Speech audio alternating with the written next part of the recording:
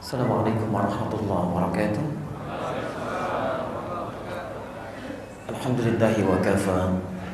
Wassalatu wassalamu ala rasulillahi al-mustafa wa ala alihi wa sahbihi wa man wafa. Amma ba'd. Fa ya ibadallah, usi nafsi wa iyyakum bi taqwallahi faqad faza al-muttaqun. Fala tamutunna illa wa antum muslimun. Faqala ta'ala ya ayyuhalladzina amanu taqullaha haqqa tuqatih wa la tamutunna illa wa antum muslimun. Saudara-saudariku, teman-teman sekalian, dan pemirsa Akhir TV, Badri TV dimanapun Anda berada, alhamdulillah pagi ini 23 Rabiul Akhir 1438 Hijrah, ternyata kita yang masih terpilih oleh Allah Subhanahu wa taala menjalani kehidupan di hari ini, dan bahkan di antara sekian orang yang hidup di hari ini, saat ini, ternyata kita yang terpilih juga oleh Allah memenuhi undangan langsung berada di rumah Allah, tempat terbaik di muka bumi, melangkahkan kaki Anda, melembutkan hati kita untuk belajar sebagian dari tuntunan agama kita. Maka syukurilah semua nikmat itu, karena tidak semua orang bisa mendapatinya. Tidak setiap orang bisa mendapatinya. Jika Anda menemukan dan mendapati nikmat yang khusus yang tidak semua orang bisa mendapatinya, maka rumusnya pertahankan itu, karena tidak mudah untuk mendapatinya lagi. Perhatikan bagaimana keutamaan orang-orang mulia ini yang tidak setiap orang bisa melakukannya. Hari Ahad penuh dengan kesibukan untuk bisa beristirahat. Ada yang pergi ke tempat tamasya, ada yang rekreasi, ada yang bermacet ria di jalan. Anda memilih untuk ke sini. Perhatikan jaminannya, di antaranya di lisan Nabi SAW. Hadis riwayat Ibnu Majah, nomor hadis 233 dari sahabat Abu Darda. Perhatikan kalimatnya, qala Rasulullah SAW. Satu kali Rasulullah SAW pernah bersabda, man salaka tariqan yaltamisu fihi ilman. Man, siapapun, tak peduli laki-laki atau perempuan, besar atau kecil, tua atau muda, salaka tariqan yaltamisu fihi ilman. Dia menyiapkan dirinya, kemudian dia tempuh satu jalan untuk belajar tuntunan agamanya. Sekalipun mungkin tidak banyak, dia belajar satu hadis, dia belajar satu ayat Quran. Saat orang lain sibuk dengan dunianya, Anda menempuh jalan untuk belajar. Sahhalallahu lahu tariqan ilal jannah. Jika benar cara belajar Anda, baik niat Anda, maka Allah akan balas semua keletihan kita saat ini dengan meringankan langkahnya menuju surga Allah Subhanahu wa taala. Wa innal malaikata la tad'u ajnihataha ridan li talibil ilmi. Dan sungguh sejak orang ini berangkat dari tempat dia tinggal, ada yang dari rumahnya, apartemennya, tempat dia kerjanya, sejak dia mulai melangkah datang di majlis ilmu sampai kembali, kalaulah penuntut ilmu mengetahui, kata Nabi, para malaikat itu kemudian, ini yang paling menarik, membentangkan sayapnya memberikan ridha kepada para penuntut ilmu itu. Ridhanya malaikat ditafsir di hadis riwayat Al-Bukhari nomor hadis 279, di hadis Muslim nomor hadis 131. Jika Anda tidak temukan di keduanya, Imam An-Nawawi mencantumkan di Riyadhus Shalihin dari 1896 hadis yang ada di dalamnya. Lihat bab pertama, hadis nomor 10, posisi paling kiri di pertengahan, dari Abu Hurairah radhiyallahu taala anhu. Masya Allah, apa yang kemudian bisa didapatkan? Ya, ridhanya malaikat disebutkan di hadis itu. Ini konteks orang yang ke masjid untuk ibadah. Yang ke masjid untuk ibadah. Saat dia mulai masuk masjid, kata Nabi SAW, wal malaikatu yaqulun. Para malaikat kemudian berdoa, bermohon pada Allah Subhanahu wa taala. Allahumma arhamhu. Ya Allah, mohon rahmati orang ini. Allahumma ighfir lahu, ampuni dosa-dosanya ya Allah. Allahumma tub alaihi. Ya Allah, mohon terima taubatnya. Terima taubatnya. Tidak main-main, teman-teman. Ya Allah, mohon rahmati dia. Dalam Quran kalimat rahmat setidaknya punya 3 arti. Satu, ampunan dari seluruh dosa yang sangat berlebih. Quran surah 39 ayat 53. Qul ya ibadiyalladzina asrafu ala anfusihim la taqnatu min rahmatillah. Katakan Muhammad pada hamba-hambaku yang sudah berlumur dosanya, jangan pernah putus asa dari rahmat Allah Subhanahu wa taala.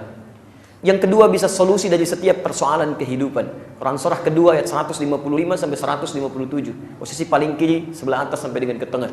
Wala nabluwannakum bisyai. Setiap orang yang hidup akan dihadapkan pada persoalan-persoalan kehidupan. Ketika Anda akan diberikan solusi oleh Allah, yang pertama diberikan rahmat. Quran surah kedua ayat 157-nya. Ulaika alaihim salawatun min rabbihim wa rahmah. Rahmat diturunkan. Dan yang ketiga bisa berarti kecukupan dunia dan kenikmatan akhirat. Quran surah pertama ayat yang ketiga. Pemberian dunia disebut dengan Rahman, pemberian akhirat disebut dengan Rahim. Anda masuk ke masjid, belum melakukan aktivitas, malaikat sudah mengatakan, ya Allah rahmati dia. Mohon rahmati. Makanya Anda masuk masjid, Anda ucapkan Allahumma ftah li abwaaba rahmati. Ya Allah, mohon bukakan bagiku pintu rahmat-Mu. Allah tawarkan, mau rahmat yang mana? Apakah rahmat dunia? Keinginan akhirat? Ingin ampunan dari dosa? Atau Anda punya masalah, saya ingin berikan solusinya. Sujud, mintakan pada saya. Maka teman-teman, pernah ada dulu seseorang yang Masya Allah ya, keadaan hidupnya penuh dengan keburukan. Dosanya barangkali menurut pandangan orang tak terlukiskan. Tiba-tiba datang hidayah Allah, orang ini ambil, dia mau berubah. Dia konsultasi pada seorang syekh, "Syekh, saya ingin berubah." Kata syekhnya, "Kamu berbuat buruk ini karena lingkungan kamu tidak bagus. Bukan kamu bukan orang baik, bukan. Tapi lingkungan kamu ini tidak bagus. Kamu hijrah, pindah, belajar di tempat itu, cari guru yang baik, belajar dari alim itu." Allahu Akbar. Begitu dia kuatkan tekadnya, bertobat pada Allah, tobatnya menggugurkan dosa-dosanya. Lalu dia berangkat menuju tempat ta'lim itu. Di perjalanan qadar Allah, belum sampai ke tujuan, tiba-tiba maut datang lebih cepat dari apa yang dia bayangkan. Meninggal dia saat itu. Maka disampaikan, lihat kalimatnya, dakhalal jannah, disampaikan berita baik bagi orang ini, dia masuk surga. Pernah bunuh 100 orang. Dia berusaha untuk berubah, datang ke majlis ilmu. Tobatnya menggugurkan dosanya, langkahnya dihitung sebagai pahala. Belum sampai ke majlis ilmu, turun kalimat masuk surga. Bahkan nanti kisah isyaratnya ada di Quran, surah keempat An-Nisa ayat ke-100, posisi paling kiri di sebelah bawah di pojok. Wa may yakhruj min baitihi muhajiran ila Allahi wa rasulih thumma yudrikul maut faqad waqa'a ajruhu 'ala Allah. Dan siapa yang bertekad untuk berubah, lebih baik lagi. Anda biasa kumpul-kumpul, sekarang mau ta'lim. Anda biasa pergi ke tempat yang kurang baik, Anda datang ke masjid. Anda biasa baca Al-Quran, sekarang mau baca Al-Quran. Anda tekad berubah, keluar dari tempat Anda tinggal karena Allah dan Rasulnya. Maut, belum sampai ke tujuan, maut datang lebih cepat dari apa yang Anda duga. Faqad waqa'a ajruhu 'ala Allah. Allah langsung menggaransi dalam Al-Quran, pahalanya sudah saya tetapkan, kata Allah. Ada orang bunuh 100 orang, mau bertobat, dia berubah, mau datang ke majlis ilmu, belum sampai masuk surga. Anda belum pernah bunuh orang. Tidak ada yang pernah bunuh orang 100 orang di sini. Lalu Anda datang melangkah, hadir, Anda tinggalkan dunia Anda, datang ke sini untuk belajar, dan sudah Anda berada di majlis ilmu. Masa tidak bisa masuk surga? Karena itu bertakwalah kepada Allah Subhanahu wa taala. Alhamdulillah, dari setiap manusia yang hidup, Anda yang terpilih berada di sini.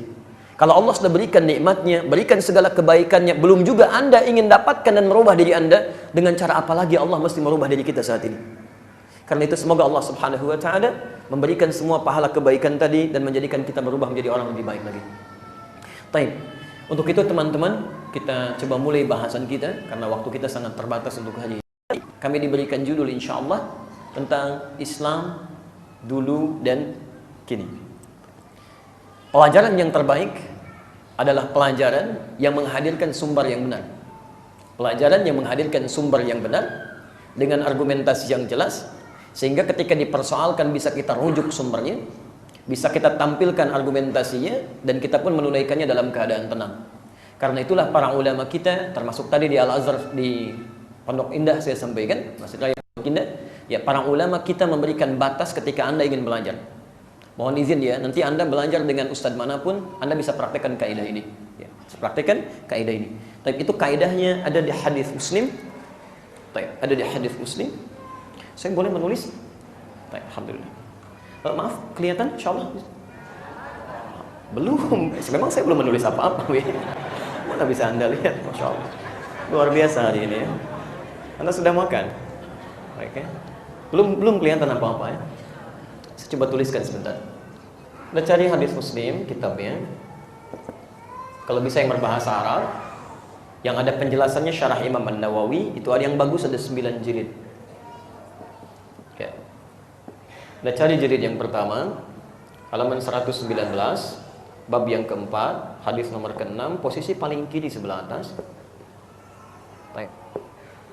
Cetakannya tahun 2002, terbitannya Darul Hadis, warnanya biru dongker. Baik. Di sini seingat saya ada di Jalan Pramuka di Rawamangun ya, untuk yang seperti ini. Saya dulu beli 26 Juli 2006 di Husainiyat di Al-Azhar. Harganya masih 450.000 waktu dulu ya. Baik, perhatikan kalimatnya. Fadhal, silakan. Fokus teman-teman ya. Saya hanya terangkan cepat saja karena ada sebagian teman-teman yang tadi dari Pondok Indah ya. Lihat kalimatnya. Baik. Dimaklumi saja ya. Papan tulis tidak bisa bergeser ke beberapa tempat ya. Baik. Perhatikan kalimatnya. Bismillah.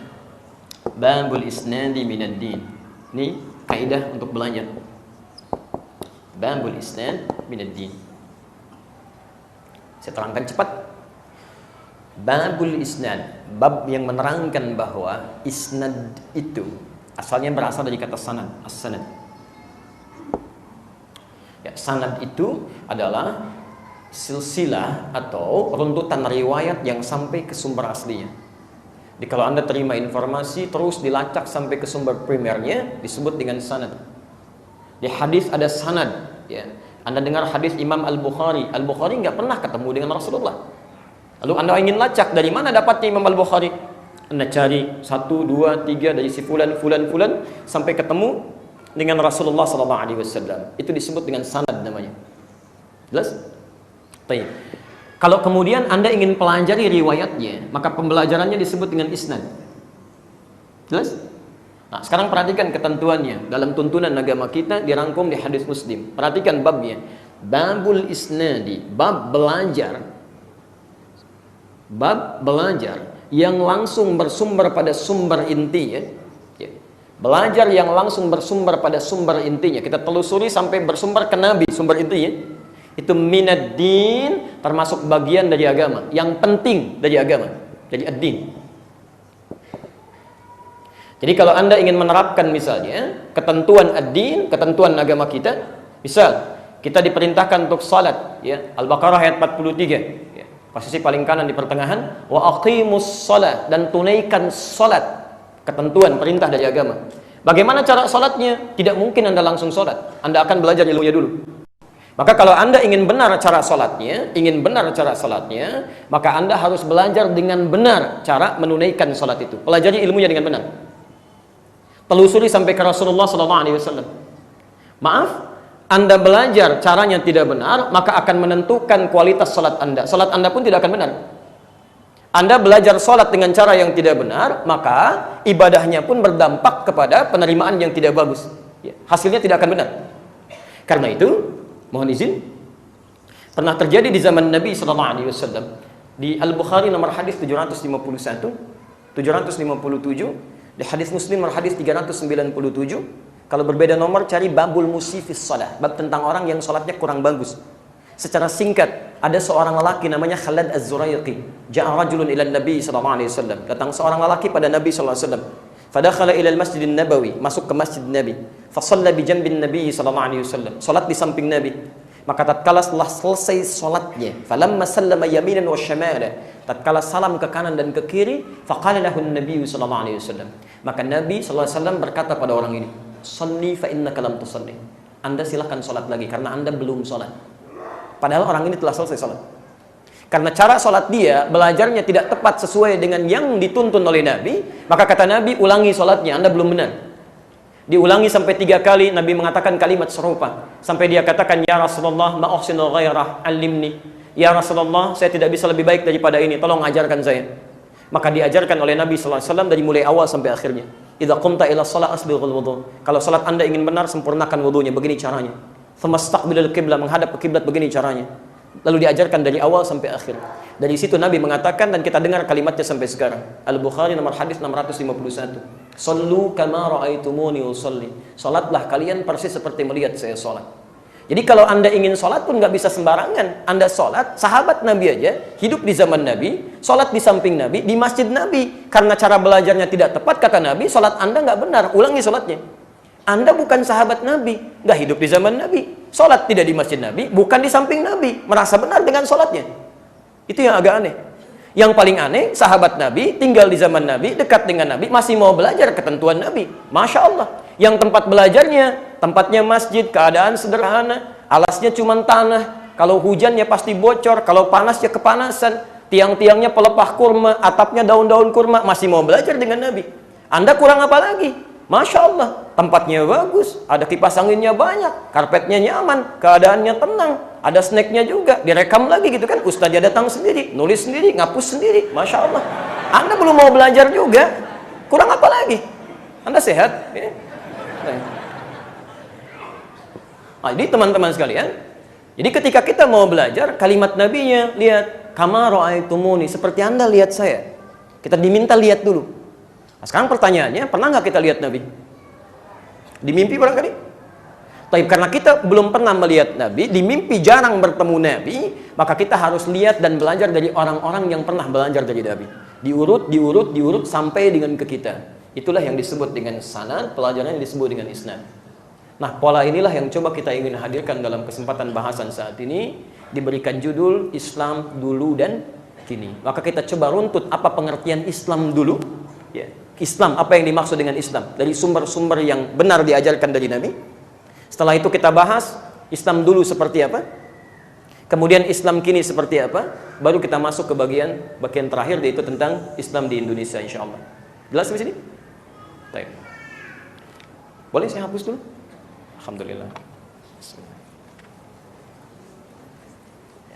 Saya sudah katakan tadi, alhamdulillah ya. Ini pertama kali saya datang ke sini, saya mengajar, datang sendiri, ya, tulis, terangkan sendiri, tulis sendiri, saya hapus sendiri.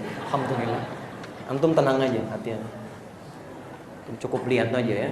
Baik, pahami dengan baik. Di sana aja Mas, biarkan saya aja. Baik. Teman-teman fokus ya.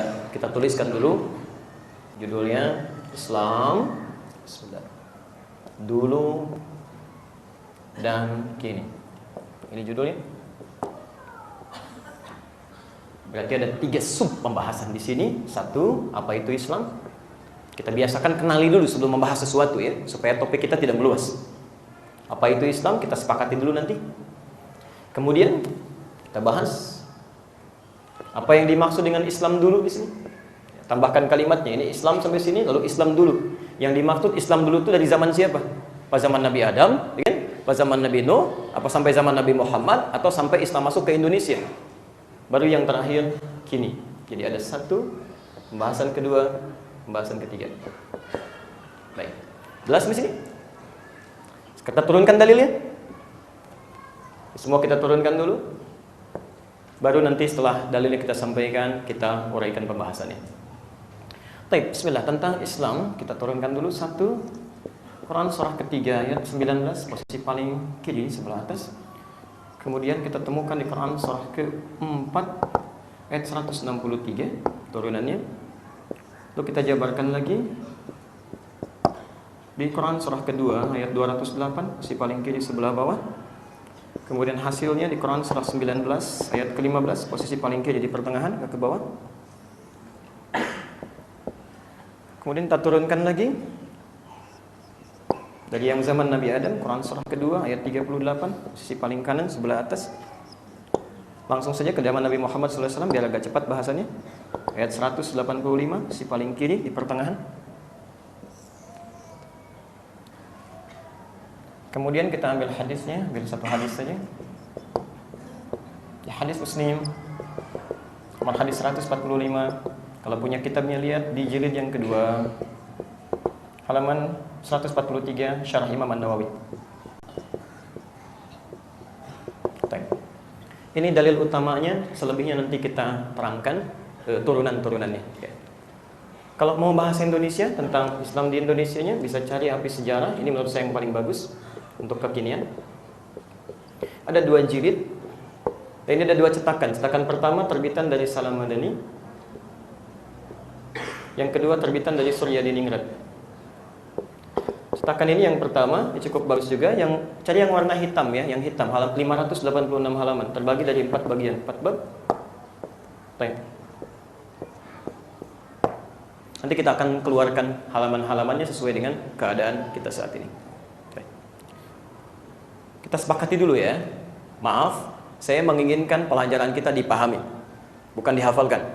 Itu pesan Al-Quran, Quran surah 9 ayat 122, posisi paling kiri sebelah bawah.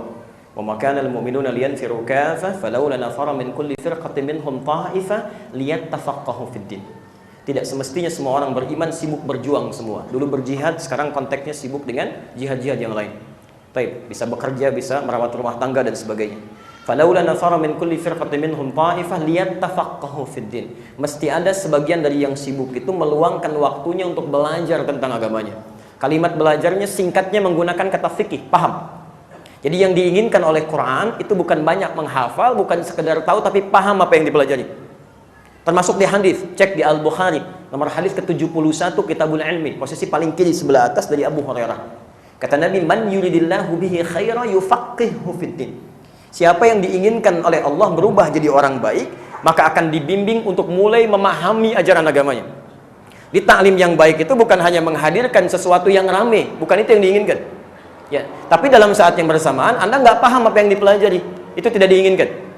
Ya, dimohon izin ya, mohon maaf sekali lagi, yang diinginkan oleh Allah, oleh Rasul, setiap yang kita pelajari mesti paham. Bahkan nanti ada sindiran yang sangat halus di Quran tapi tajam sekali. Ya, maaf, ada sindiran yang sangat halus tapi tajam. Umumnya orang sholat bahkan tidak paham, tidak mengerti apa yang dibaca dan dilakukan dalam sholatnya. Silahkan cek sampai terakhir Anda sholat tuh. Bahkan sholat tahiyatul masjid ada yang duha. Dari sekian ribu dan ruku yang Anda kerjakan, sekian ribu ruku dan sujud yang Anda tunaikan, berapa persen bacaan sholat yang Anda sudah pahami? Jangan-jangan ruku nggak ngerti yang dibaca, sujud nggak paham yang diungkapkan, berdoa tidak mengerti apa yang disampaikan. Bagaimana sholat Anda bisa khusyuk? Karena itu kita akan coba, kita sepakat dari awal, jangan tinggalkan rumah Allah ini kecuali Anda pahami apa yang kita pelajari nanti. Sepakat? Baik, walaupun saya sudah pulang, Anda belum paham, tetap tinggal di sini. Terus ya pahami sampai selesai. Baik. Jelas ya? Nanti yang belum paham kita diskusikan insya Allah. Baik, kita mulai bahasan kita. Jelas insya Allah? Belum, kan saya belum mulai. Kita baru tampilkan dalilnya. Anda kenapa sebetulnya? Saya hapus dulu ya. Bismillah. Baik teman-teman, kita mulai jelaskan dulu bagian pertama. Bismillahirrahmanirrahim. Islam, apa itu Islam? Quran surah ketiga ayat 19. Kita pakai Quran saja ya, dengan hadis supaya lebih jelas argumentasinya. Posisi paling kiri sebelah atas. Innad dina indallahil Islam. Tolong, Allah sudah menerangkan definisi. Anda jangan bikin definisi baru. Innad dina indallahil Islam. Indallahil Islam. Ini poinnya. Perhatikan kaidahnya ya. Kalau sudah ada keterangan yang jelas dari Allah, tuntunan yang terang dari Nabi, tidak usah kreatif mencari yang lain. Ini kaidah termasuk nanti dalam ibadah. Saya beri contoh cepat ya. Misal saja, mohon maaf. Nabi mencontohkan An-Nasai nomor hadis 886. Ya, Anda takbir dalam sholat misalnya kan? Takbir. Ada yang sejajar dengan bahu, Al-Bukhari nomor hadis 715, hadwa mankibai. Ada yang sejajar dengan daun telinga, hadis Muslim 391, atau di An-Nasai nomor hadis 1101. Baik Anda mengangkat begini atau di sini, itu semuanya sama. Begitu diangkat kata Nabi, fawadha'a yadahul yumna 'alal yusra, langsung meletakkan tangan kanannya yang telapak di punggung yang kiri. An-Nasai 886. Jadi begitu bertakbir, Allah langsung letakkan. Itu sangat jelas sekali, sangat jelas. Jadi kalau ada sesuatu yang sudah jelas, Anda jangan membuat definisi baru. Misal, ya, mohon maaf, ini saya nggak enak nih tiap hari kiri duluan yang ke sini. Sekarang saya mesti berubah, kanan kan tangan yang baik. Lalu Anda hadirkan misalnya, Allah, kanan masuk duluan, kiri ke sini, baru Anda tutup. Ya, bisa. Kadang sebagian kakinya ada yang naik dikit ya. Nah, itu nggak usah gitu kan. Saya tidak bermaksud menyalahkan, tapi saya coba mencari. Kami di rumah punya koleksi 1235 kitab hadis. Dari yang paling sahih sampai yang paling palsu. Itu yang diputar ini Pak, jangankan di kitab sahih, di kitab hadis yang paling palsu pun nggak ditemukan. Jadi saking palsunya, pemalsu hadis pun tidak tertarik memasukkan hadis ini, karena sudah jelas gitu. Nah ini sudah ada definisi, Anda nggak usah tambah-tambah lagi ya. Anda tambahkan baik di dinnya atau di Islamnya. Singkatnya, yang dimaksud dengan Islam itu din. Ya, sudah, dimaksud Islam itu din. Dan di Quran tidak ada tambahan. Islam ya Islam. Jadi nggak perlu Anda berikan tambahan lagi. Anda tambahkan misalnya Islam eksklusif, Islam inklusif, Islam liberal, Islam macam-macam, itu nggak ada. Satu kalimat saja. Kalimat ini jam'un mani', ya, jama' yang mencakup keseluruhannya. Anda tambahkan kalimat malah berkurang nilainya. Jelas ya? Tayyib.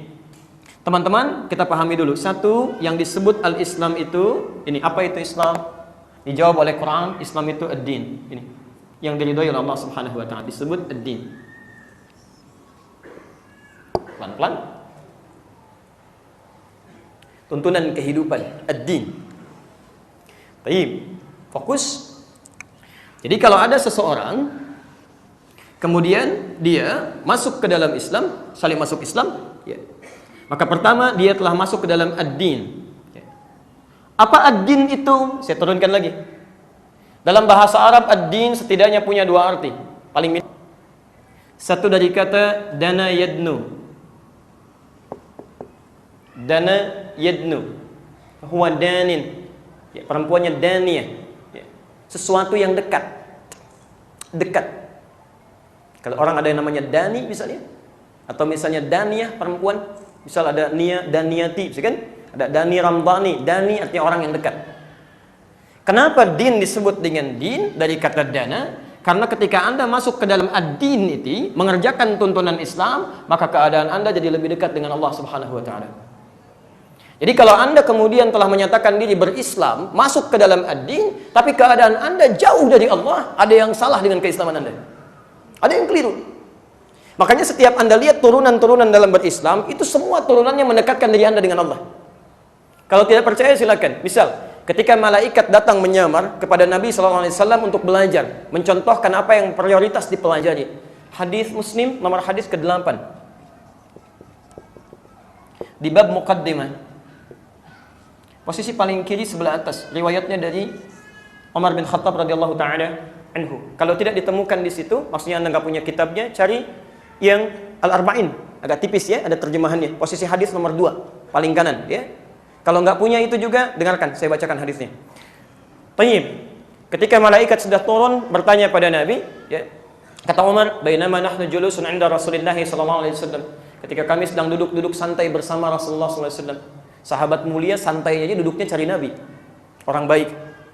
Di dalam santainya saja yang dicari orang terbaik. Karena orang baik itu dalam candanya pasti ada manfaatnya.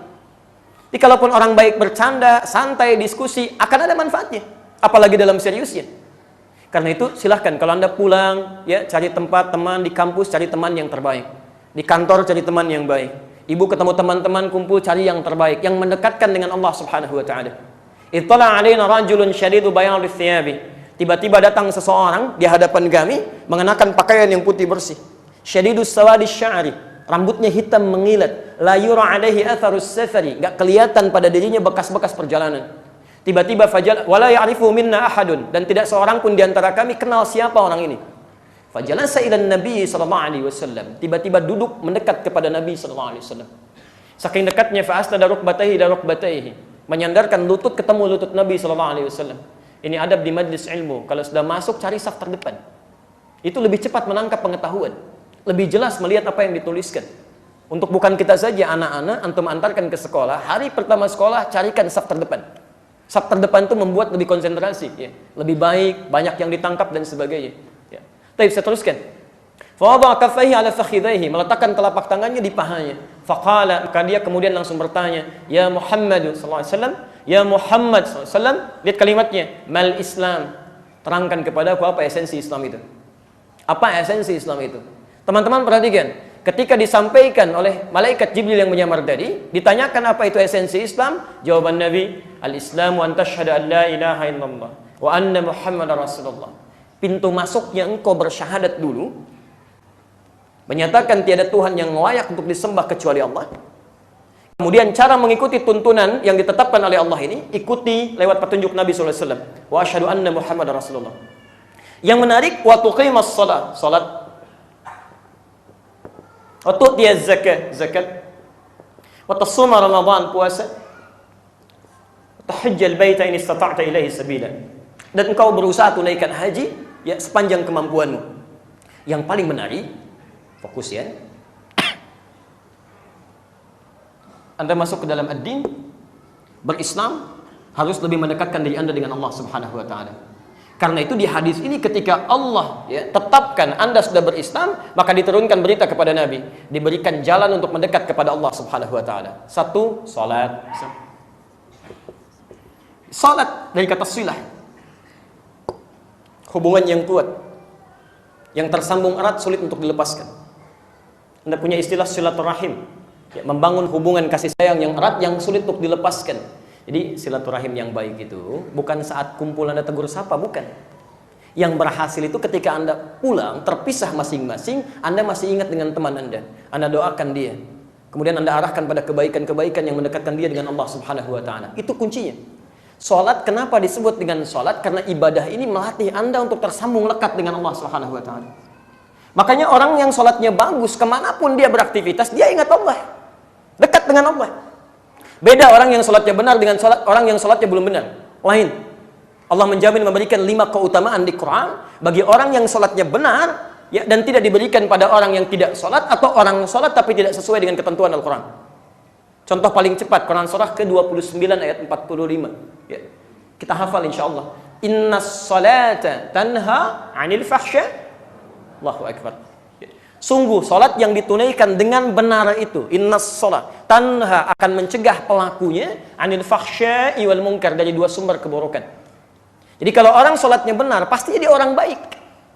Mohon izin ya, kata Quran, orang yang tidak baik itu cuma 2 sumbernya. Satu, kalau bukan fahsya, itu munkar. Fahsya itu keburukan yang diingkari oleh hati, sumbernya dari syahwat. Kata-kata jorok, kotor, pornografi, porno aksi, LGBT, itu fahsya. Mungkar, keburukan yang diingkari oleh hati, sumbernya dari perut dan akal. Mencuri itu mungkar, korupsi itu mungkar, berselisih itu mungkar, merampok itu mungkar. Jadi demi Allah saya katakan, orang yang sholatnya bagus, orang yang sholatnya baik, akan terhindar dari sumber-sumber keburukan. Ini mustahil ada orang sholat bisa mencela, mustahil. Karena dia nyambung dengan Allah. Makanya saat dia akan bicara, karena dia dekat dengan Allah, merasa dilihat, diawasi oleh Allah, dia akan memilih kosakata yang senang disukai oleh Allah Subhanahu wa taala.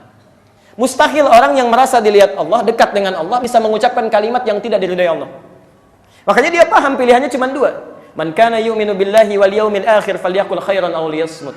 Siapa yang merasa beriman pada Allah dan hari akhir, cukup katakan yang baik-baik atau diam. Pilihan cuma 2. Anda nggak bisa berkata yang baik, diam, cuma 2. Jadi kalau orang salatnya benar, Islam dia, dekat dengan Allah, maka tidak mungkin dari lisannya saja keluar perkataan yang tidak baik. Ketika memandang, dia akan lihat karena dia ingat Allah, dia nggak akan lihat yang tidak disukai oleh Allah. Quran surah ke-20 untuk laki-laki, ayat 31 untuk perempuan. Begitu lihat, dia ingin lihat sesuatu, qulil mu'minina yaghuddu min absarihim. Katakan pada pria-pria yang merasa punya iman, hanya boleh lihat yang baik-baik saja. Yang nggak baik dia nggak akan lihat. Antum tiap hari sholat, coba cek, nonton TV apa yang dilihat? Di handphone gambarnya apa yang dilihat? Datang ke sini di perjalanan apa yang dilihat?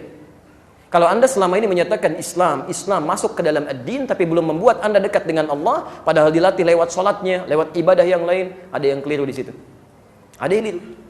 Kaki kalau jalan beda yang dekat dengan Allah. Quran surah ke-25 ayat 63. Wa ibadur rahmanil ladzina yamshuna 'alal ardi hauna wa idza khatabahumul jahiluna qalu salama.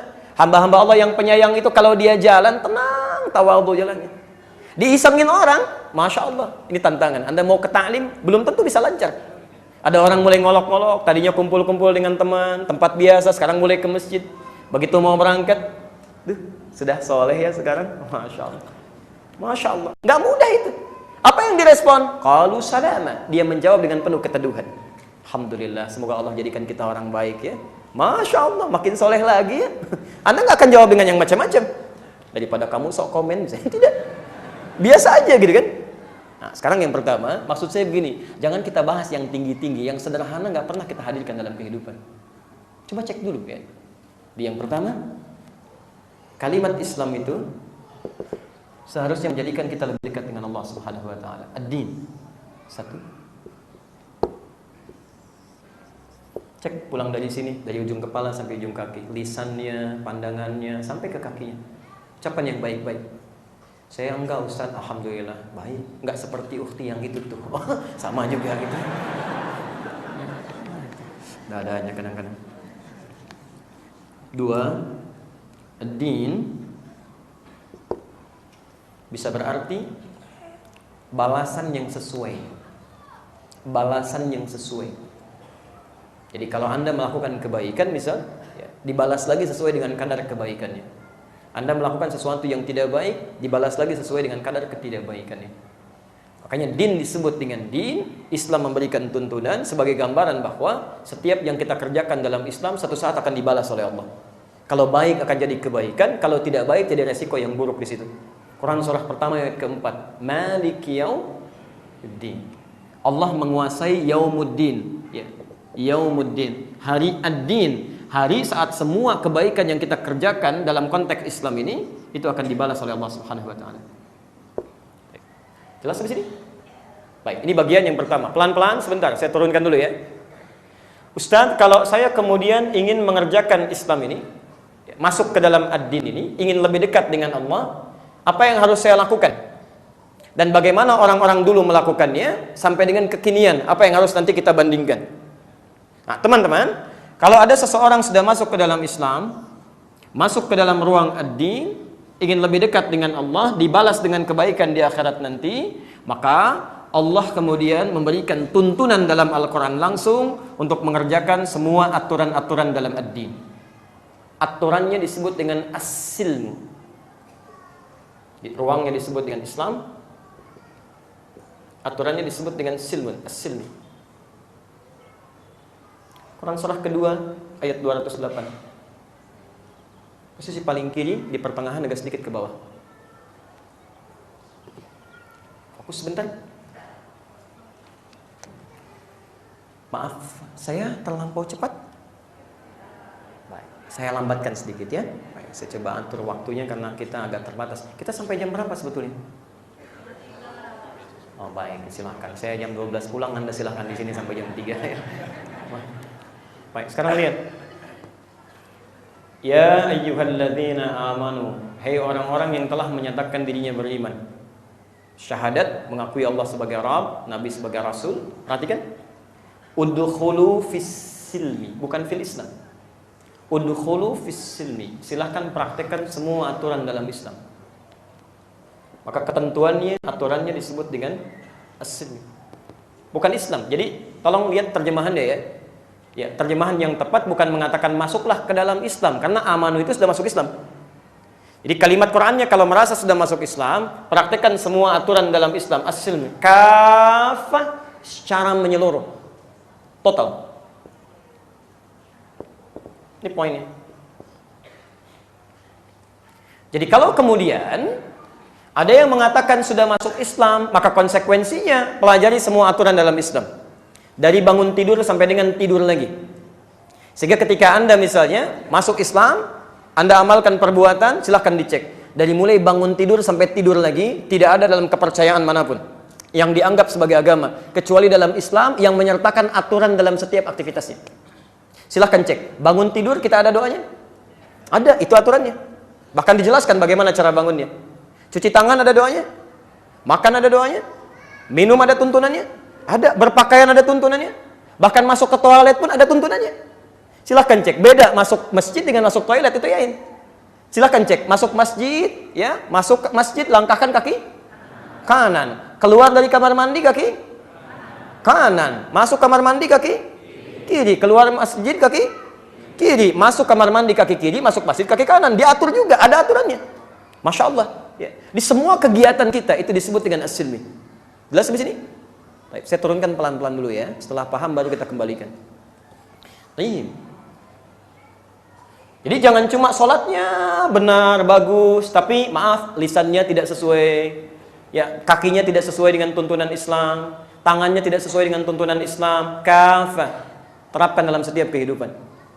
Taib, kalau Anda bisa menerapkan ini agak cepat, maka jaminan pemberian Allah ya. Kalau Anda bisa berislam dengan baik, selain dekat dengan Allah, kemudian mengerjakan secara sempurna sesuai kemampuan kita, maka yang pertama Allah berikan jaminannya disebut dengan salam namanya. Salam. Quran surah ke-19 ayat 15, posisi paling kiri di pertengahan.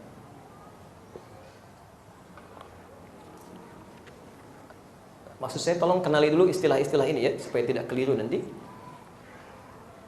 Ada al-Islam, kemudian ada as-silm, hasilnya disebut dengan salam. Salam. Fokus.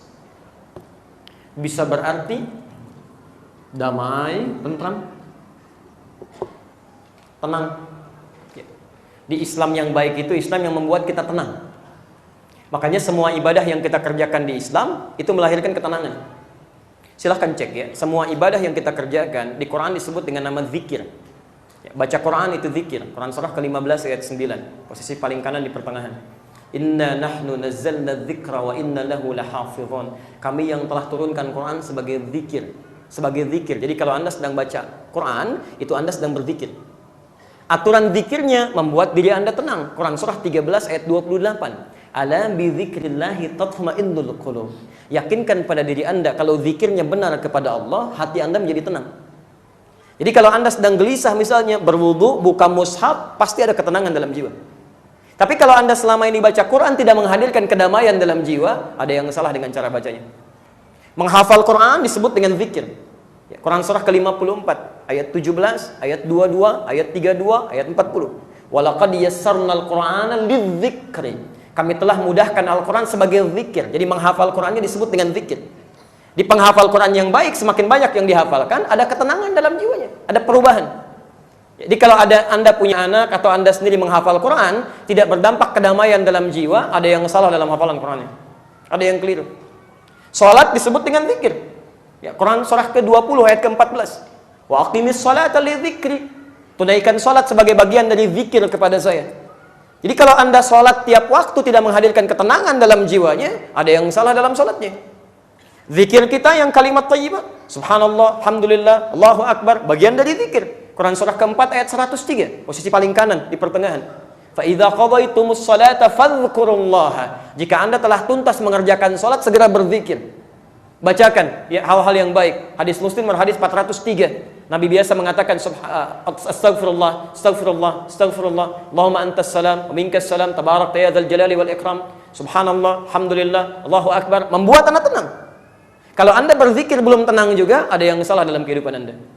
Jadi yang pertama, orang yang Islamnya benar, dekat dengan Allah, diberikan ketenangan dalam kehidupannya. Yang kedua, selamat dari segala kegelisahan dunia dan azab akhirat. Saya ulang, selamat dari segala kegelisahan dunia dan hukuman akhirat. Jadi kalau selama ini kita berislam masih banyak persoalan, di rumah persoalan gak beres, itu kan? Di kantor persoalan gak beres, di kehidupan sosial masalah terus datang, gak tuntas-tuntas, padahal Anda Muslim, Anda Islam gitu kan? Pasti ada yang salah dengan cara berislam kita. Ada yang keliru di situ. Silahkan cek semua amalan dalam ibadah kita itu mengantarkan kita pada kebahagiaan, kenyamanan, keselamatan hidup. Cek ya, cek paling gampang. Quran surah kedua Al-Baqarah ayat yang kelima, posisi paling kiri sebelah bawah. Perhatikan, ayat itu diawali dengan salat, kemudian infak, baca Al-Quran. Di ayat ketiganya, alladzina yu'minuna bil ghaib wa yuqimunas shalah, salat, wa mimma razaqnahum yunfiqun. Ayat 4-nya, walladzina yu'minuna bima unzila ilaik, baca Al-Quran. Apa tujuan dari semua amalan itu? Ayat kelimanya, kalau Anda bisa kerjakan semua itu, ulaika ala hudam min rabbihim wa ulaika humul muflihun. Bahagia, tenang. Jadi kalau selama ini Anda sholat, infak, Masya Allah baca Quran, tidak menghasilkan kedamaian, keselamatan, kenyamanan, ada yang keliru. Quran surah 65, ayat kedua, ketiga, sampai 4.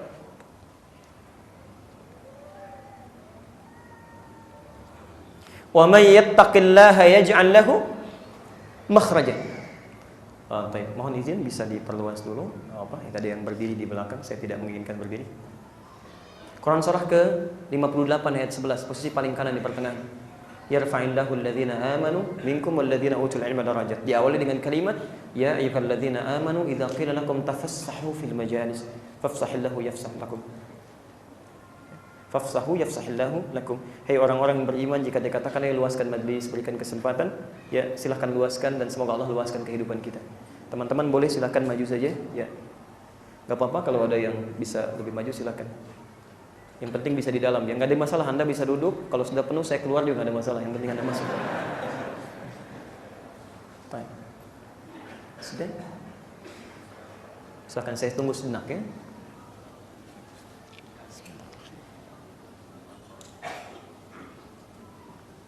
Alhamdulillah. Baik. Wassalamualaikum jami'an insyaallah. Jazakumullah khair. Saya turunkan lagi ya. Saya ingin ketemu sampai titik yang paling akhirnya. Jadi kita pelan-pelan. Selanjutnya teman-teman sekalian, Quran surah ke-65 ayat 2 sampai 4. Lihat kalimatnya. Wa may yattaqillaha yaj'al lahu makhraja. Siapa yang bisa meningkatkan ketakwaannya, ketaatannya dalam berislam kepada Allah, yaj'al lahu makhraja. Allah akan berikan jaminan kemudahan dalam setiap aktivitas hidupnya. Setiap punya masalah ringan. Wa yarzuqhu min haitsu la yahtasib, bahkan rezekinya pun didatangkan dari sisi yang tidak dia duga. Orang capek-capek nyari rezeki, dia kok mudah sekali gitu. Ya, kan yang standar rezeki itu Quran surah kedua ayat 168. Dicari dulu baru dapat. Ya, posisi paling kanan sebelah bawah. Orang beriman tidak. Dia baru sedikit melangkah, rezekinya mudah. Quran surah kedua ayat 172. Posisi paling kiri di pertengahan. Yang bertakwa lebih lagi, lebih hebat lagi. Belum mencari, rezeki sudah mendatangi. Quran surah 7 ayat 96. Ada. Bahkan ada orang yang ibadah, Masya Allah, tiba-tiba rezekinya diantarkan. Ada datang. Quran surah ketiga ayat 37. Posisi paling kiri sebelah bawah di pojok. Jadi sebetulnya semakin Anda meningkatkan ibadah, hidup ringan. Ada jaminan salam. Wassalamun alaihi yawma wulida. Orang-orang yang selalu meningkatkan keislamannya, katanya dengan Allah, kami berikan jaminan salam saat dia hidup di dunia. Seperti Nabi Yahya mendapatkannya. Kan nggak ujuk-ujuk dapat ini, tidak. Dimulai dengan ayat 11 ya kan? Dari 11, 12, 13 sampai ke ujungnya. Ya Yahya, khudhil kitaba biquwwah. Hey Yahya, Nabi Yahya nih, khudhil kitaba biquwwah, ikuti petunjuk Alkitab, ya, Alkitab tuntunan ya dengan baik. Kemudian wa atainal hukma sabiyya, kami berikan hikmah dalam kehidupan sejak dini. Wa hananan min ladunna, kemudian berkasih sayang. Wa zakata, membersihkan keadaan dirinya, menjauhkan dari maksiat. Wa kana taqiyya, dan meningkatkan takwa. Nabi aja berusaha meningkatkan takwa. Masa Anda yang bukan Nabi nggak mau bertakwa? Kita kembalikan kan? Nah, kemudian yang paling menarik, wa may yattaqillaha yaj'al lahu min amrihi yusra. Setiap orang yang meningkatkan takwanya kepada Allah, kami jadikan semua urusannya mudah. Bukan nggak punya masalah, tapi saat akan hadir dalam satu masalah, Allah sudah ringankan duluan sebelum dialami masalah itu, karena peningkatannya takwanya kepada Allah Subhanahu wa taala. Wa yauma yamut, saat meninggal diberikan kenikmatan dalam alam kuburnya. Quran surah ketiga Ali Imran ayat 169 sampai 171. Bahkan cara meninggalnya pun enak. Quran surah 89 ayat 27 sampai dengan ayat 30. Ya ayyatuhan nafsul mutmainnah. Masya Allah, hidup enak, tenang. Mau meninggal panggilannya tenang. Hei jiwa yang tenang, ayo cepat pulang sini. Tenang. Makanya senyum, tiba-tiba meninggal. Masya Allah. Ada yang menegangkan sambil dipukulin malaikat. Ada. Quran surah ke-8 ayat 50. Meracau sana sini, kaget pukul sana pukul sini. Ada. Yang ini tuh tenang aja. Karena amalnya banyak. Makanya meninggalnya cepat. Jantung kalau ingin cepat meninggal, banyak beramal. Enak itu, mudah. Begitu masuk alam kubur, nikmat semua. Quran surah 3 tadi, ayat 169 sampai 171. Wala tahsabanna alladhina qutilu fi sabilillahi amwata, bal ahya'un 'inda rabbihim yurzaqun. Jangan dikira orang yang wafat di jalan Allah beramal karena Allah saja. Ya, merawat anak karena Allah, mendidik karena Allah, bekerja karena Allah, wafat dia. Jangan dikira wafat begitu saja. Kami berikan rizki di alam kuburnya senikmat-nikmatnya. Farihina bima atahumullahu min fadlih. Sampai banyaknya rezeki itu senangnya luar biasa. Sampai-sampai kalau mau kembali kepada keluarganya, kalau memungkinkan dia bisa kembali, wa yastabshiruna billadzina lam yalhaqu bihim min khalfihim alla khaufun 'alaihim wa lahum yahzanun. Kalau dia mampu dan bisa kembali, tentu dia akan berkata, "Kamu jangan nangis.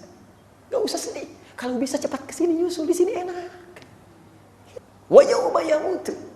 Beda dengan yang tidak dekat dengan Allah. Tiap pagi, tiap petang ditampakkan neraka lagi, Masya Allah.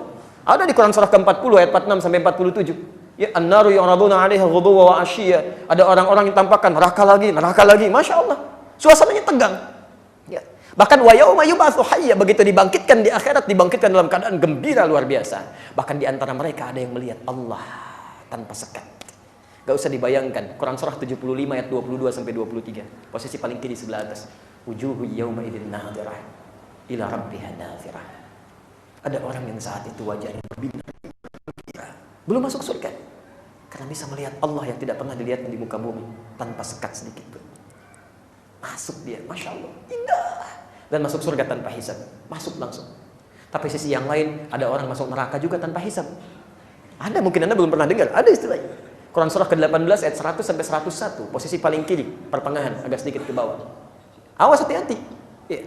Wa aradna jahannama yawma idzil kafirina 'arda. Kami akan tampakkan neraka jahanam sejelas-jelasnya bagi sebagian orang-orang, bagi kalangan orang-orang ingkar itu. Jadi saat hisab nanti, kalau kita lihat keterangan Quran, ada yang menerima dengan tangan kanan kitabnya. Ada yang dari belakang. Ada golongan orang-orang heboh, jamaah heboh ini. Ya, ini kok kenapa ya? Kita nanti bagaimana? Ada yang di kanan, ada yang di belakang. Kita di mana? Tiba-tiba turun ayat, kamu gak usah banyak pikir ya, tempat kamu di jahanam. Langsung masuk aja situ nanti. Itu orang-orang yang sulit diberikan peringatan, ayat 101-nya. Alladzina kanat a'yunuhum fi ghita'in an dzikri wa kanu la yastati'una sam'a. Melihat kebaikan enggak bisa lihat, diingatkan enggak mau dengar. Itu masuk neraka tanpa hisab itu. Oh iya. Teman-teman, maaf. Ini jaminannya. Nah sekarang keterangan Quran semua Islam itu seperti ini konsepnya. Jadi kalau sudah mendapatkan bagian keislaman, punya konsekuensi menerapkan hukum Islam dengan baik dalam kehidupan. Hasilnya ini didapatkan dari mulai dunia, alam kubur sampai akhirat. Dan buktinya sudah ada jelas semua di Quran. Dari mulai teorinya, prakteknya, contohnya sampai orang-orangnya, ada semua, ada semua. Pertanyaannya, baik. Bagaimana keadaan Islam ini di masa dulu? Bagian kedua. Kemudian bagaimana bandingannya di masa sekarang? Dan seperti apa kemudian Nabi mengisyaratkan lalu kita terapkan dalam kehidupan? Jelas di sini? Baik, sebentar. Paham dulu tentang teori Islam di sini? Paham insyaallah? Jelas? Kalau sudah jelas, kita lihat sekarang Islam di masa dulu.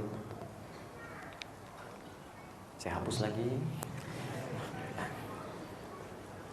Sebentar. Kita koreksi dulu ya, sebelum kita lanjutkan teman-teman lihat ya.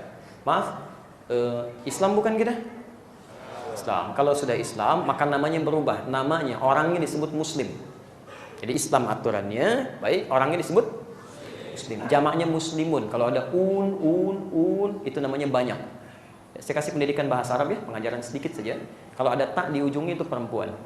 Muslim itu laki-laki. Kalau ingin menyebutkan perempuan, tambah tak, muslimah. Jelas? Mukmin laki-laki, perempuan mukminah. Muhsin laki-laki, perempuan muhsinah. Shaim laki-laki, perempuan. Nah, ketemu ya. Oke. Jadi kalau itu banyak. Ya. Quran surah ke-2 ayat 133. Posisi paling kiri di sebelah bawah. Ya, singkat wa nahnu lahu muslimun. Kami orang-orang muslim. Ya, artinya kalau sudah disebut Islam, Anda Muslim orangnya, maka punya konsekuensi untuk taat kepada Allah Subhanahu wa taala. Ikuti aturannya supaya selamat dalam 3 dimensi kehidupan tadi. Nah, sekarang Anda mengatakan Islam dulu. Dulunya itu seperti apa sih? Siapa orang Islam dulu ini? Apakah Islam ini melekat di kehidupan Nabi Muhammad SAW saja? Atau memang sejak dulu pun sebelum Nabi Muhammad, Islam sudah ada? Jelas di sini? Maka kita lacak keterangan Al-Quran, teman-teman sekalian, yang disebut dulu ini apa yang dimaksudkan. Kita ambil dulu keterangan. Quran surah ke-4 An-Nisa ayat 163. Posisi paling kiri sebelah atas.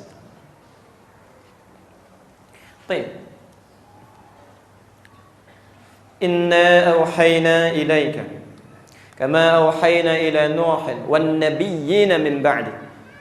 Pelan-pelan.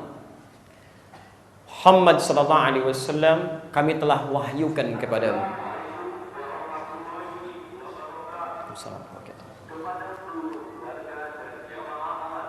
Baik. Kita dengarkan sebentar ya.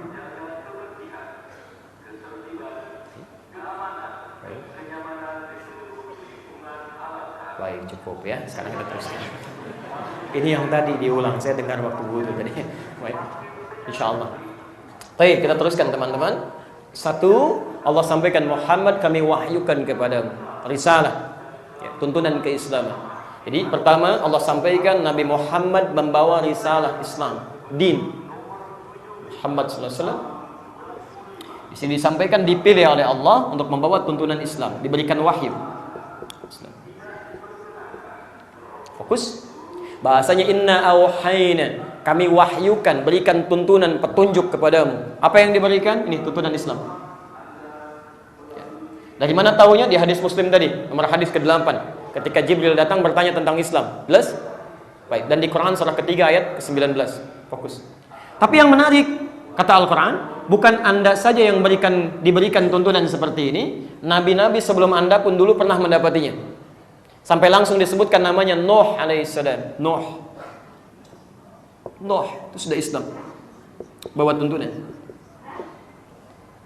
Bahkan kalau mau lebih jauh lagi, bahkan Nabi Adam sejak diturunkan ke muka bumi, Quran surah kedua Al-Baqarah ayat 38, posisi paling kanan sebelah atas, itu sudah diberikan petunjuk oleh Allah, disebut dengan hudan, isinya tuntunan keislaman.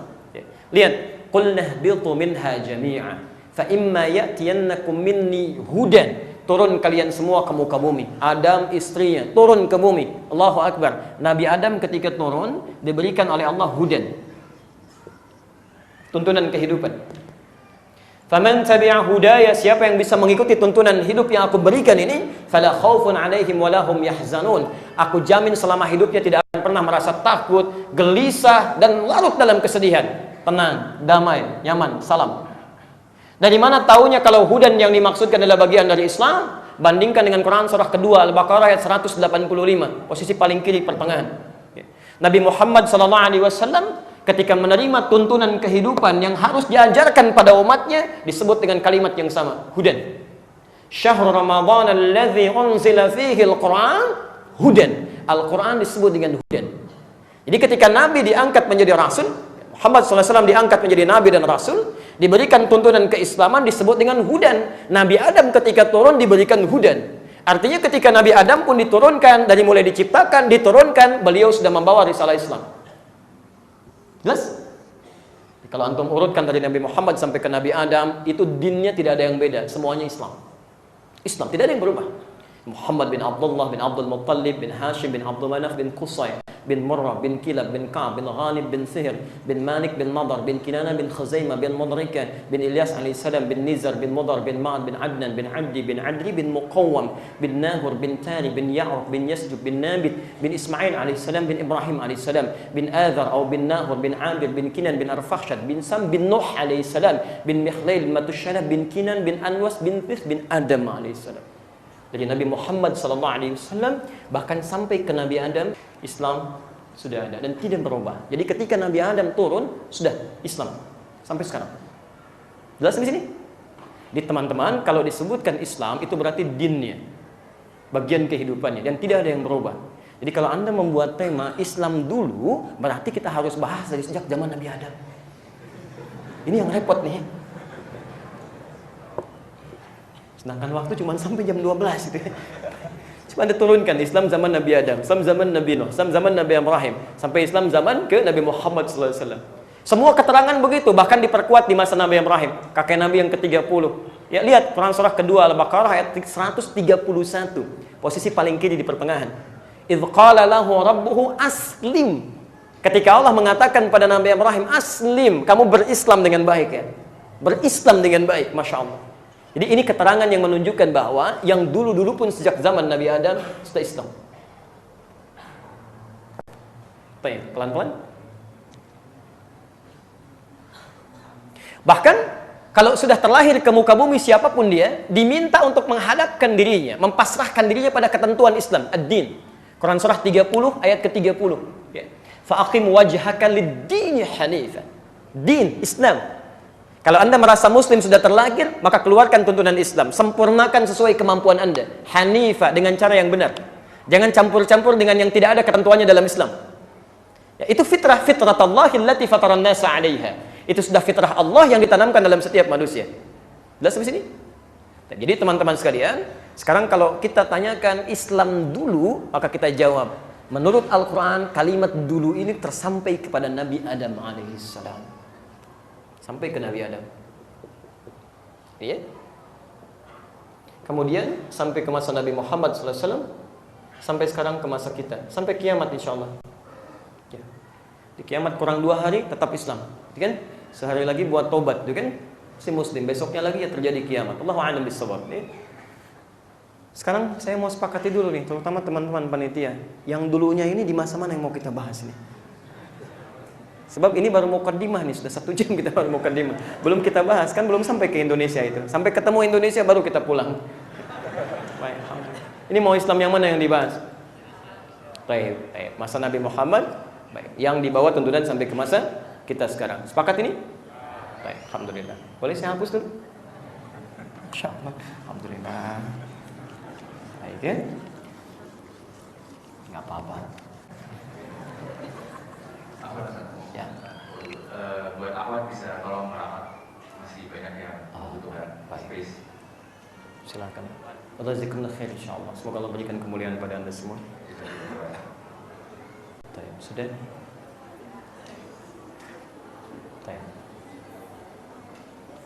teruskan ya, kita bahas kemudian petunjuk keislaman di masa Nabi Muhammad SAW, lalu kemudian kita bandingkan dengan keadaan sekarang, insyaallah. Tapi saya simpan penghapusan dulu ya, saya dekatkan di sini. Teman-teman, kita kembalikan. Pertama kita fokus dulu ya, kita fokus dulu. Ketika disebutkan Islam di masa Nabi Muhammad SAW, kita sepakati dulu dengan keterangan yang tadi saya sampaikan. Ya, Nabi ketika diutus kemudian diberikan oleh Allah Subhanahu wa taala tuntunan-tuntunan kehidupan yang kita namai tadi dengan Islam. Sekarang kita ketahui dulu tuntunan apa yang diturunkan oleh Allah kepada Nabi Muhammad. Kemudian kita pelajari bagaimana beliau mengajarkan tuntunannya di masa beliau. Setelah itu nanti bagaimana gambaran-gambaran kata beliau akan terjadi di masa yang akan datang. Setelah itu baru kita bandingkan Islam kekinian termasuk di Indonesia. Saya turunkan dulu keterangannya. Quran surah kedua ayat 151, posisi paling kanan sebelah bawah. Petunjuknya di Quran surah kedua ayat 185, saya tuliskan. Pelan-pelan. Kemudian beliau mengajarkan pada para umatnya. Nanti ada penyampaian di hadis Muslim, hadis 145. Seperti apa nanti gambarannya? Nanti kita akan lihat. Ya badal Islamu ghariban wa sayaudu ghariban fatuba lil ghuraba. Ya kata Nabi, nanti kita akan lihat Islam dimulai dalam keadaan yang sangat asing. Cuman sedikit orangnya gitu kan? Masya Allah. Dan nanti akan kembali juga di akhir masa akan seperti itu. Ya ada sedikit ya orang-orang berbuat baik dan kemudian dianggap asing. Fatuba lil ghuraba, maka berbahagialah orang-orang yang terasing dalam kehidupannya untuk menegakkan nilai-nilai keislaman. Tapi kita harus tafsirkan seperti apa gambaran itu seperti para ulama menjelaskan, bukan gambaran-gambaran kita. Kita mulai dari sini dulu. Islam di masa Nabi Muhammad sallallahu alaihi wasallam. Antum kalau punya kitab Asy-Syama'il Muhammadiyah karya Imam At-Tirmidzi. Imam At-Tirmidzi nama aslinya Muhammad. Imam At-Tirmidzi nama aslinya Muhammad. Berasal dari Tirmidz, maka disebut At-Tirmidzi. Orang saleh, Masya Allah, rajin ibadah, hafal Quran, hafal banyak hadis, menulis kitab hadis. Dalam keadaan demikian, di akhir hidupnya sering menangis sampai matanya buta. Imam At-Tirmidzi. Sampai ditanya, ya Syekh lima hakada, kenapa anda masih seperti ini? Kata beliau, saya takut kalau saya meninggal masih kurang bekal saya. Kita bisa bayangkan seorang imam besar, rajin ibadah, hafal Al-Quran, tahu banyak hadis, kemudian Masya Allah menulis kitab hadis yang pahalanya banyak sampai didapatkan sekarang pula. Tapi sampai saat itu dalam keadaan di akhir hidupnya masih banyak menangis sampai buta matanya. Ya Syekh lima hakada, kenapa sampai seperti ini? Kata beliau, saya takut kalau pulang bekal saya masih kurang. Bandingkan dengan kita. Anda siapa gitu kan? Imam, jadi makmum pun di masjid kadang-kadang jarang. Hafal Quran sampai saat ini berapa ayat yang dihafalkan? Hadis berapa hadis yang dihafalkan? Sudah konsisten belum bangun malam? Berapa ibadah sunnah yang pernah dikerjakan? Dalam keadaan akhir hidup kita masih bersia-sia juga dengan waktu yang kita berikan oleh Allah Subhanahu wa taala. Sudah tahu sepuh masih karaokean juga misalnya gitu kan? Coba cek gitu kan?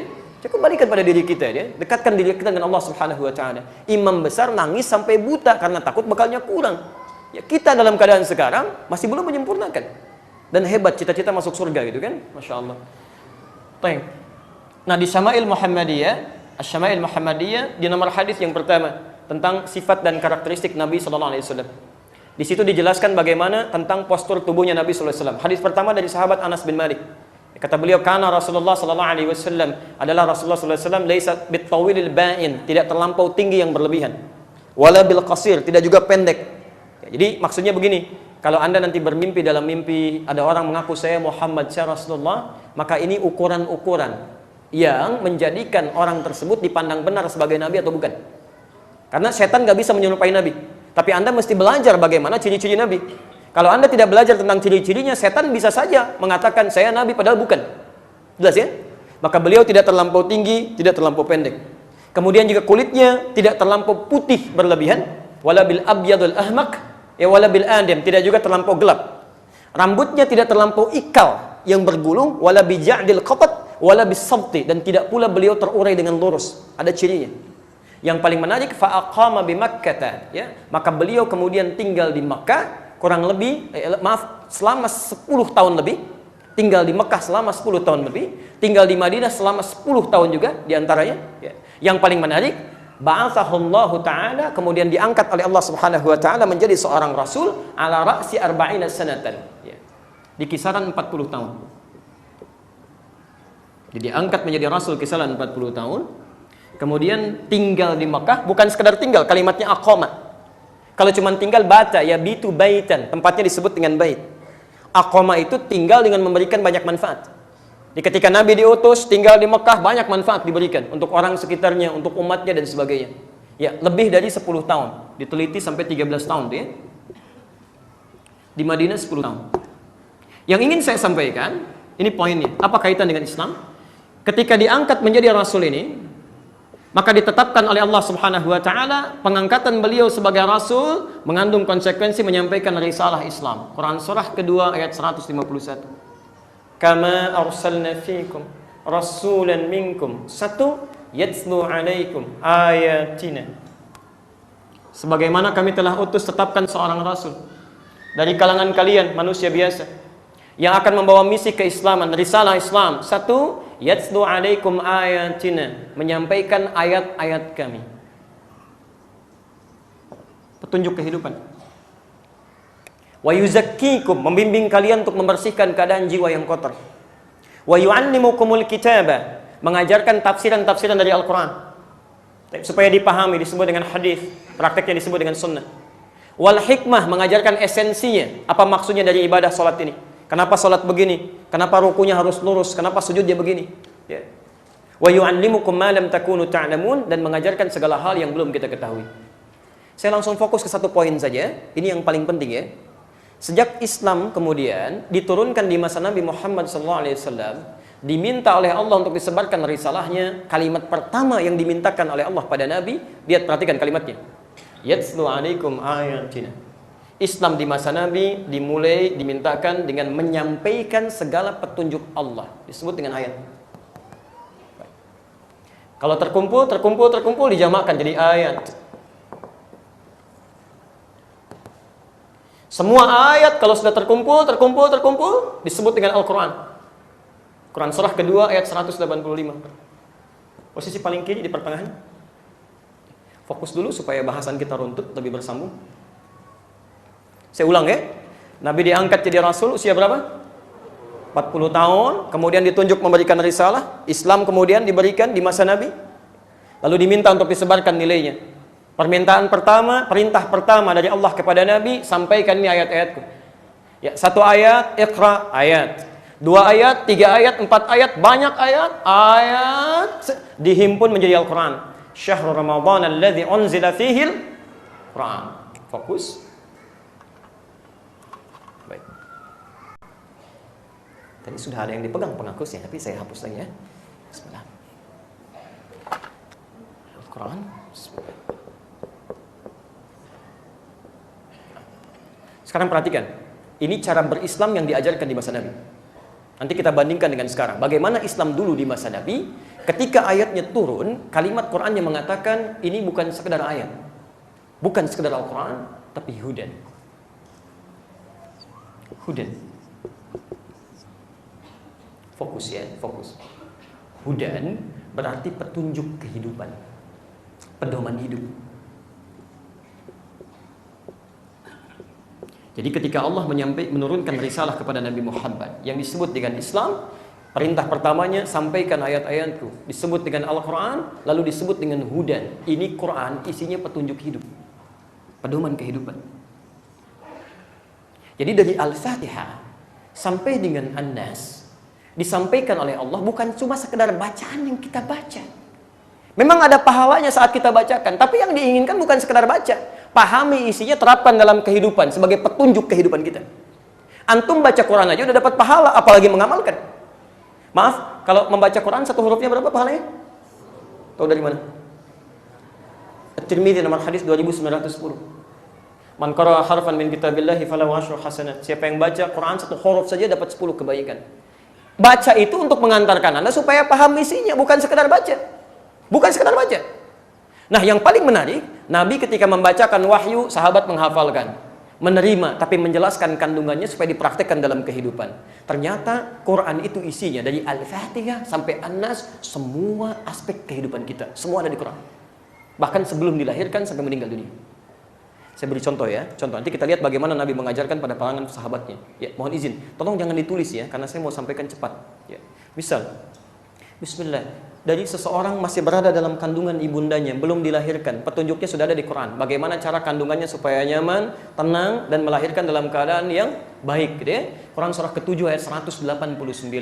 Ketika kemudian terlahir, bagaimana supaya ASI-nya mengalir lancar. Ayahnya kemudian mulai beraktivitas mencari pakaiannya, kebutuhannya nyaman itu diberikan. Ya, sampai dengan menjelang 2 tahunnya. Quran surah kedua ayat 233. Dari usia 2 tahun sampai menjelang balik, bagaimana supaya dia mulai belajar dengan baik, cepat menangkap pelajaran, tidak mudah lupa, dekat dengan Allah dan baik dengan sesama. Quran surah 31 ayat 13 sampai dengan ayat 19-nya. Dia mulai meningkat pelajarannya, mulai naik lagi, mulai bergaul dengan temannya, mulai kenal orang lain, ada rasa suka. Bagaimana supaya tidak terjebak dalam pergaulan bebas. Quran surah ke-49 ayat 13. Tapi kalau ada yang serius datang ke rumah untuk melamar, Quran surah ke-4 ayat ke-4. Tiba-tiba terjadi pernikahan, Quran surah 30 ayat ke-21. Setelah menikah, bagaimana cara pertama menjalani rumah tangga supaya tahu tugas suami, tahu tugas istri yang paling dasar. Quran surah ke-4 ayat 34. Maka suaminya sudah mulai beraktivitas mencari nafkah. Bagaimana mencarinya? Yang standar Quran surah kedua ayat 168. Yang agak meningkat Quran surah kedua ayat 172. Yang sebelum berangkat rezekinya sudah datang Quran surah ke-7 ayat 96. Ibunya kemudian di rumah merawat rumah tangganya, menjaga nama baik suaminya. Quran surah 4 ayat 34. Lalu mulai merawat anaknya, tidak mudah. Kadang-kadang anak sulit diatur, mengatakan, bagaimana cara merawatnya yang baik? Quran surah ke-17 ayat ke-23-nya. Kemudian mulai muncul ujian-ujian. Jangan dikira bekerja itu mudah. Kadang-kadang ada yang ingin menyingkirkan, menyungkurkan iseng pada Anda. Bagaimana cara memohon kebaikannya? Quran surah 17 ayat 79 sampai dengan 81. Ibu juga sama, merawat rumah tangga, kadang capek, ada macam-macam, lelah, ya mulai jatuh sakit. Bagaimana cara mengatasinya? Yang biasa Quran surah ke-26 ayat ke-80. Kalau sakitnya semakin parah, dokter mengatakan nggak mungkin nih, nggak ada penyakit, nggak ada obatnya. Tidak ada yang mustahil bagi Allah. Quran surah ke-21 ayat 83 sampai dengan 84. Ujian mulai datang di rumah tangga, tingkatannya macam-macam. Ada yang kecil, menengah sampai besar luar biasa. Quran surah kedua ayat 214. Bagaimana cara mengatasinya? Quran surah ketiga ayat 142. Sampai Anda memilih menjadi profesi masing-masing, silahkan. Yang penting Anda menjadi orang-orang yang soleh dalam kebaikan. Ketika meningkat harta Anda, bagaimana mensyukurinya? Quran surah ke-14 ayat ke-7. Ketika Anda diuji dengan musibah, bagaimana cara mengatasinya? Quran surah kedua ayat 157. Sampai Anda menjadi semakin dewasa lagi, 40 tahun orang tua masih ada. Bagaimana cara membalas jasanya? Karena belum tentu Anda kaya karena energi dan kekuatan ikhtiar Anda. Mungkin Anda cuma 30%, tapi orang tua yang selalu berdoa dalam keheningan malam supaya Anda sukses. Membalasnya Quran surah ke-46 ayat ke-15-nya. Sampai Anda semakin tua merasa, apakah saya hidup selamanya atau mungkin akan meninggal? Kamu pasti akan meninggal. Quran surah ketiga ayat 185. Siapa yang datang membawa maut ini? Adalah malaikat maut, malakul maut. Quran surah ke-32 ayat 11. Bagaimana cara dia datang? Tidak diketahui, yang penting datang tiba-tiba, kamu harus siap-siap. Quran surah ke-7 ayat ke-34. Lalu ya Allah, bagaimana kemudian cara dicabut nyawa itu, enak atau tidak? Ada yang nyaman, tenang, dipanggilnya nyaman. Quran surah 89 ayat 27 sampai dengan 30.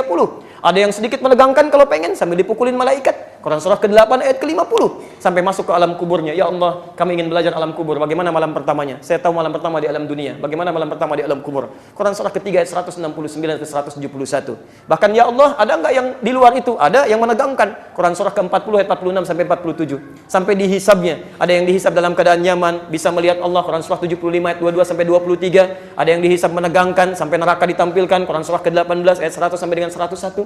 Sampai masuk surganya boleh Anda milih. Ingin seperti Nabi, ikuti sunnah Nabi. Quran surah ketiga ayat 31. Mana yang diikuti? Semuanya, jangan pilih-pilih. Quran surah 59 ayat ke-7. Mulai dari mana? Yang sederhana sampai yang kompleks. Quran surah 33 ayat 21. Di surga Anda bersama Nabi.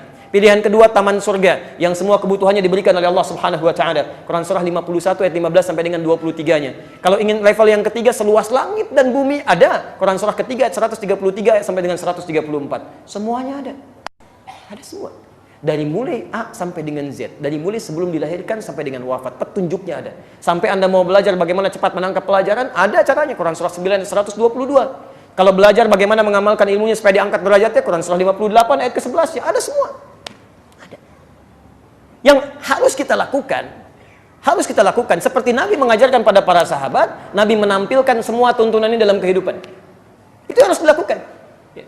Makanya teman-teman sekalian, ketika ayatnya turun, Nabi langsung menghimpun para sahabat, kemudian menerangkan, ini ya kandungannya, praktekkan dalam kehidupan.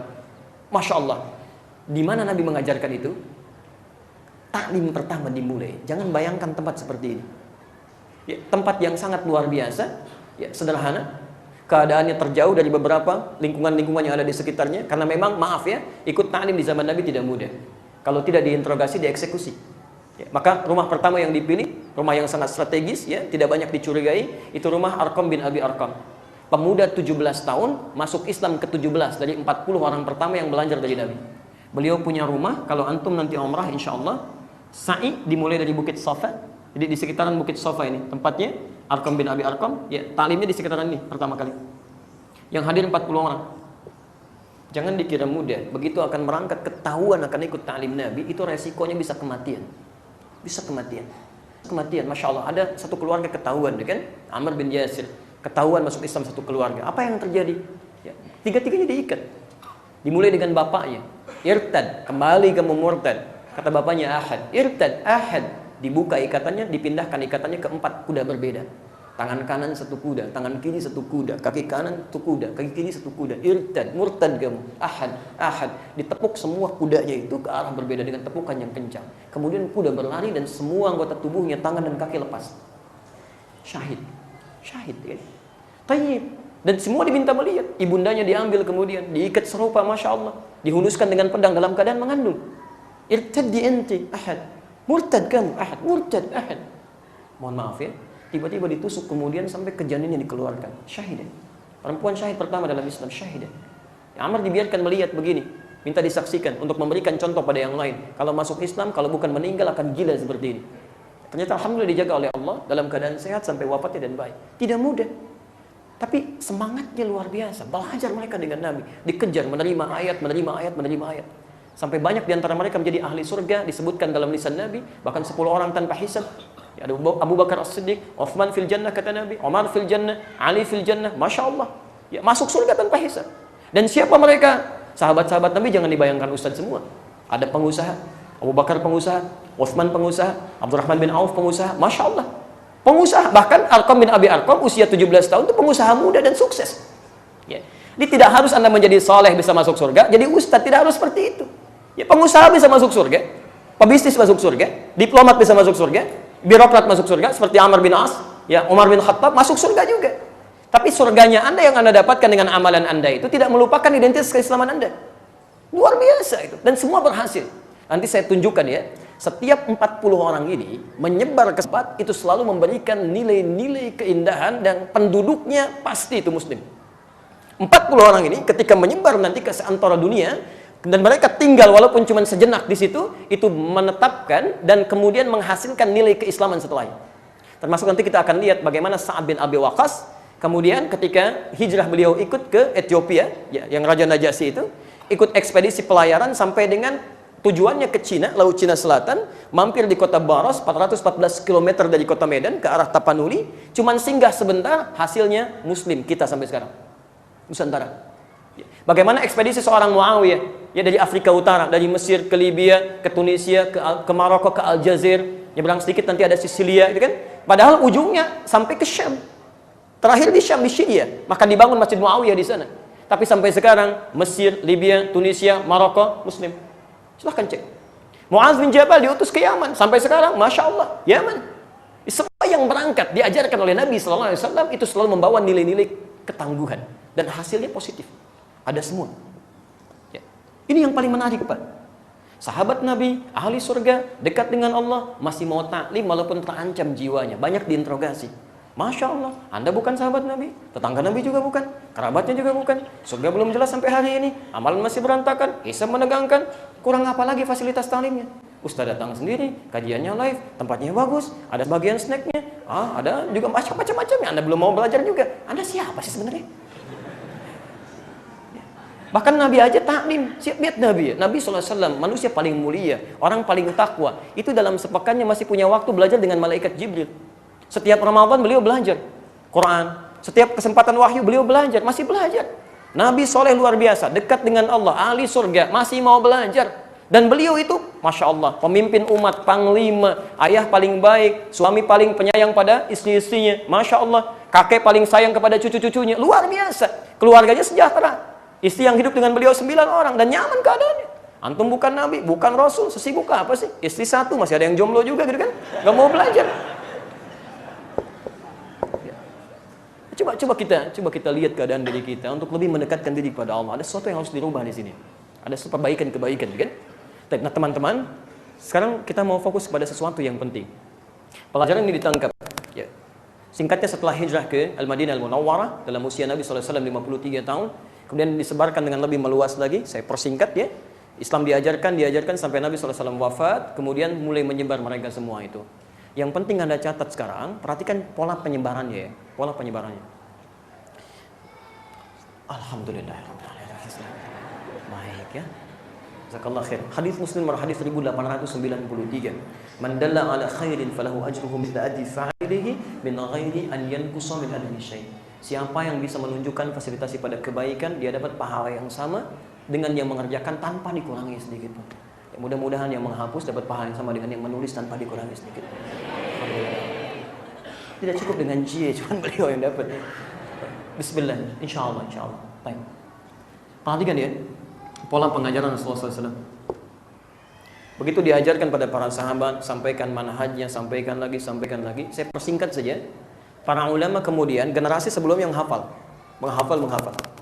Setelah itu mulai mentadwinkan, mengkodifikasi, mengumpulkan. Ajaran-ajaran Nabi ini mulai dikumpulkan oleh para ulama. Saya beri contoh cepat misalnya, Imam Al-Bukhari. Al-Bukhari. Nama aslinya Muhammad ya. Saya ulangi, nama aslinya Muhammad. Ini bukan nama asli. Ya, nama aslinya Muhammad, punya bapak namanya Ismail, kakeknya Ibrahim, kakek buyutnya Al-Mughirah, ayang buyutnya Al-Bardizbah. Tinggal di Kecamatan Ju'fa, Kabupaten Bukhara, Provinsi Khorasan, negara Uzbekistan sekarang. Nah, kalau ada non-Arab datang ke Arab, umumnya walau tidak semuanya, itu memperkenalkan nama tempat bukan diri. Ya, rumusnya tambah al di depannya, ujungnya atau huruf sebelum akhir di harakati kasrah i. Ingin mengatakan bahwa saya dari Bukhara, maksudnya Islam sudah sampai ke Bukhara, buktinya saya masuk Islam. Ya, nanti keluarga kita akan datang ke Timur Tengah. Ya, Imam An-Nawawi dari Banten mengatakan saya anak Al-Bantani. Saya Abdul Somad dari Palembang, saya Abdul Somad Al-Palembangi. Kemudian nanti ada yang dari Minangkabau, saya Ahmad Khatib Al-Minangkabawi. Ada yang dari Padang, ahli hadis Musnid Ad-Dunya, Syekh Ahmad Yasin Al-Padangi, ya, itu sah. Baik. Teman-teman ada namanya Doni misalnya kan, dari Sisinga Mangaraja ke Makkah, alhamdulillah, anak Doni Asisinga Mangarajai, ya. Sah. Baik. Imam Al-Bukhari misal belajar dari para ulama, dan itu jangan Anda kira punya fasilitas seperti Anda sekarang, jalan kaki itu. Dari Bukhara, ya, dari Bukhara, Uzbekistan. Beliau datang ke Irak, kemudian datang ke Madinah, di Mekah, nulis Sahih Al-Bukhari itu 16 tahun tuh. Sebagian ditulis di Mekah, ya sebagian ditulis di Masjid Nabi. Itu Masya Allah, belajar, secara singkat mau saya sampaikan. Pelajarannya kemudian dihimpun dalam satu buku, satu kitab yang disebut dengan kitab hadis itu. Apa kitabnya Imam Al-Bukhari? Sahih? Bukan Sahih Al-Bukhari. Nama asli kitabnya Al-Jami' As-Sahih Al-Musnad Al-Mukhtasar min umuri Rasulullah sallallahu alaihi wasallam wa sunanihi wa ayyamihi. Itu nama aslinya. Ayo ulangi. Nah, karena terlampau panjang suka disingkat ya. Paling singkat ambil sebagian kalimatnya As-Sahih, lekatkan pada penulisnya Sahih Al-Bukhari. Kenapa saya bacakan panjang kitab ini? Sebetulnya setiap kitab yang ditulis oleh para ulama ada makna di dalamnya. Jadi kalau antum kajian kitab jangan langsung ke isinya, bahas dulu judulnya. Bulughul Maram apa maksudnya? Syarahnya Subulus Salam. Al-Jami, kitab saya ini menghimpun ajaran yang luas dari Nabi. Babnya banyak, ada 97 bab. As-Sahih, isinya semua sahih. Al-Musnad, tersambung sampai ke Nabi sumbernya. Al-Mukhtasar, isinya tidak bertele-tele, ya, ringkas, padat, hadis semua. Yang paling penting, min umuri Rasulullah sallallahu alaihi wasallam. Ini berisi himpunan semua aktivitas Nabi sallallahu alaihi wasallam yang beliau rangkum. Aktivitas Nabi. Di kitab saya ini 97 bab, setiap bab nanti ada hadis-hadis. Bab pertama Kitabul Iman 57 hadis. Nanti ada bab macam-macam lagi sampai ke akhirnya. Ini semuanya berasal dari aktivitas Nabi sallallahu alaihi wasallam wa sunanihi, dan sunnah-sunnah beliau, wa ayyamihi, dan aktivitas kesehariannya. Dikata Imam Al-Bukhari, saya telah menghimpun dari generasi sebelum saya, sampai sebelum saya, keseharian Nabi SAW berdasar dari petunjuknya. Nah, dari sini yang paling menarik, bagaimana para ulama dulu belajar, seperti para sahabat belajar dari Nabi. Ternyata Masya Allah, mereka mempelajari dari Nabi, tidak semua masih dipelajari. Yang dipelajari itu satu, yang pokok-pokok sebagai seorang muslim mesti kita paham. Bisa tentang salat, tentang zakat, tentang puasa, tentang haji, yang dasar-dasar mutlak paham kita. Mutlak. Tapi selebihnya adalah hal yang terkait dengan profesi kita masing-masing. Itu yang paling penting. Makanya pedagang-pedagang di masa Nabi, para pengusaha belajar kemudian hadis-hadis tentang usaha. Dihimpun oleh para ulama setelahnya. Imam Al-Bukhari bikin bab kitabut tijarah, bab tentang bisnis, tuntunan bisnis dari Nabi SAW. Ada pembahasan tentang rumah tangga, ada pembahasan tentang ibadah. Masya Allah, bahkan ada 156 candanya Nabi SAW. Nah, yang paling penting bagi Anda, ini yang paling penting. Manhaj yang dulu diterapkan, setiap pebisnis misalnya kumpul, pelajari bagaimana tuntunan bisnis Nabi SAW. Seperti Nabi mengajarkan Abu Bakar, Uthman bin Affan, Abdurrahman bin Auf, Masya Allah. Itu ketika diajarkan oleh Nabi, tidak ada satupun di antara mereka kecuali sukses dalam semua aktivitas bisnis. Sukses. Silahkan cek, Uthman bin Affan radhiyallahu ta'ala anhu, sampai sekarang masih punya aset di Bank Saudi. Ya, beliau pernah bebaskan satu sumur dari kekuasaan Yahudi, setiap mau diminum, bayar. Kata Uthman, saya beli. Mulanya setengahnya, kemudian setelahnya, kebun di sampingnya dibeli. Diwakafkan untuk kepentingan umat Islam. Sampai sekarang lokasinya masih ada, mau dibuat jadi area kemudian perniagaan, ya, tempat tinggal. Saya terakhir kemarin ke sana sempat melihat juga. Itu Masya Allah, asetnya disimpan di bank atas nama Uthman bin Affan radhiyallahu ta'ala anhu. Sahabat mulia, dijamin masuk surga, menikahi 2 putri Nabi, sangat pemalu. Sampai kata Nabi, malaikat Jibril pun kalau ketemu dengan Uthman, sampai malu. Malaikat malu ke Uthman. Tapi masih punya aset yang luar biasa. Dan beliau soleh luar biasa, hebat, asetnya masih ada sampai sekarang, sukses. Temannya Abdurrahman bin Auf, ya, dari modal pakaian saja, dilatih dengan manhaj Nabi, itu sampai menghasilkan aset luar biasa. Ya, ada satu kisah menyampaikan ketika satu kali Sayyidah Aisyah dalam rumahnya, tiba-tiba ada keributan di luar di Madinah, ramai gitu kan. Apa itu? Oh, ternyata itu katanya rombongan kafilahnya Abdurrahman bin Auf membawa 700 ekor unta. Dari modal pakaian melekat di sini, hijrah ke Madinah, sampai jadi orang kaya luar biasa yang asetnya luar biasa. Sampai disebutkan kapaknya terbuat dari emas. Kapaknya saja. Orang terkaya sekarang di muka bumi, konon dikatakan Bill Gates. Cek asetnya luar biasa. Banyak, menurut orang sekarang. Tapi nggak ada bandingan dengan Abdurrahman bin Auf. Abdurrahman bin Auf kapaknya saja dari emas. Bill Gates belum tentu punya kapak. Antum silahkan tanyakan kalau nggak percaya. Ya. Tapi yang mau saya sampaikan gini, ya, ketika dikeluarkan tuntunan itu, mereka berhasil dalam dunianya, tapi soleh akhiratnya. Cek kitabnya Imam An-Nawawi, ya, beliau punya kitab namanya At-Tibyan fi Adab Hamalatil Quran. Ada 2 jenis cetakan bahasa Arab di Indonesia. Pertama terbitan Darul Kutub Al-Islamiyah, warnanya merah marun. Antum buka halaman 38, posisi paling kanan sebelah atas, paragraf pertama baris 1 sampai dengan 2. Yang kedua ada cetakan warna kuning terbitan Darul Nafais. Ya, halaman 47, posisi paling kiri sebelah bawah, paragraf ketiga baris 1 sampai dengan 7. Itu bagaimana Imam An-Nawawi menuliskan Uthman bin Affan, Abdurrahman bin Auf, Tamim Ad-Dari, orang-orang sukses di masanya, di balik kesibukannya masih sempat menunaikan tahajud sampai khatam Quran. Ya, tidak meninggalkan amalan-amalan sunnah, masih tahajud. Nggak usah ditanya yang fardu, kalau salatnya pasti di masjid. Antum sibuk apa sih? Masya Allah, sahabat-sahabat Nabi juga sibuk, asetnya banyak, kaya luar biasa, sibuknya luar biasa, siang sibuk dengan manusia, malam sibuk dengan Allah, masuk surga mereka, bahkan ada yang tanpa hisab, dan sukses. Antum nih Masya Allah, sesibuk apa sih? Sibuknya luar biasa, berangkat gelap, pulang gelap, Masya Allah, apa yang mau dicari? Sampai-sampai tahajud juga enggak, subuh kesiangan, tapi anehnya cita-cita masuk surga gitu, luar biasa. Ini barangkali teman-teman, beberapa hal yang harus kita sandingkan. Nah, karena itu coba pelajari ya. Kalau Anda ingin keluarkan manhaj di masa Nabi, salah satunya keluarkan satu bab aja dulu tiap hari. Misal hari ini saya ingin belajar keislaman sesuai petunjuk Nabi. Dilihat di kitab hadis, ini dokumentasi paling bagus. Paling bagus. Misal dari rumah tangga dulu. Rumah tangga misalnya kan, keluarkan babul usrah, bab tentang rumah tangga. Bagaimana kehidupan Nabi? Ingin jadi suami seperti Nabi, ingin jadi istri seperti istri Nabi. Setiap ambil satu hadis. Lalu praktekkan dalam kehidupan. Hari kedua ambil satu hadis. Demi Allah saya katakan dalam sebulan rumah tangga kita akan ada dalam kebahagiaan. Anda pengusaha, kumpul dengan teman-teman pengusaha. Hadirkan tuntunan bisnis Nabi, hadirkan di situ. Anda diplomat, Anda birokrat, keluarkan hadis-hadisnya dan terjemahkan dalam bentuk kehidupan kita. Maka itu yang pernah dihadirkan oleh Rasulullah SAW dari sejak dulu beliau ajarkan dari awal-awal masa keislaman. Hasilnya generasi emas yang mengalahkan Romawi, mengalahkan Persia, dan Masya Allah.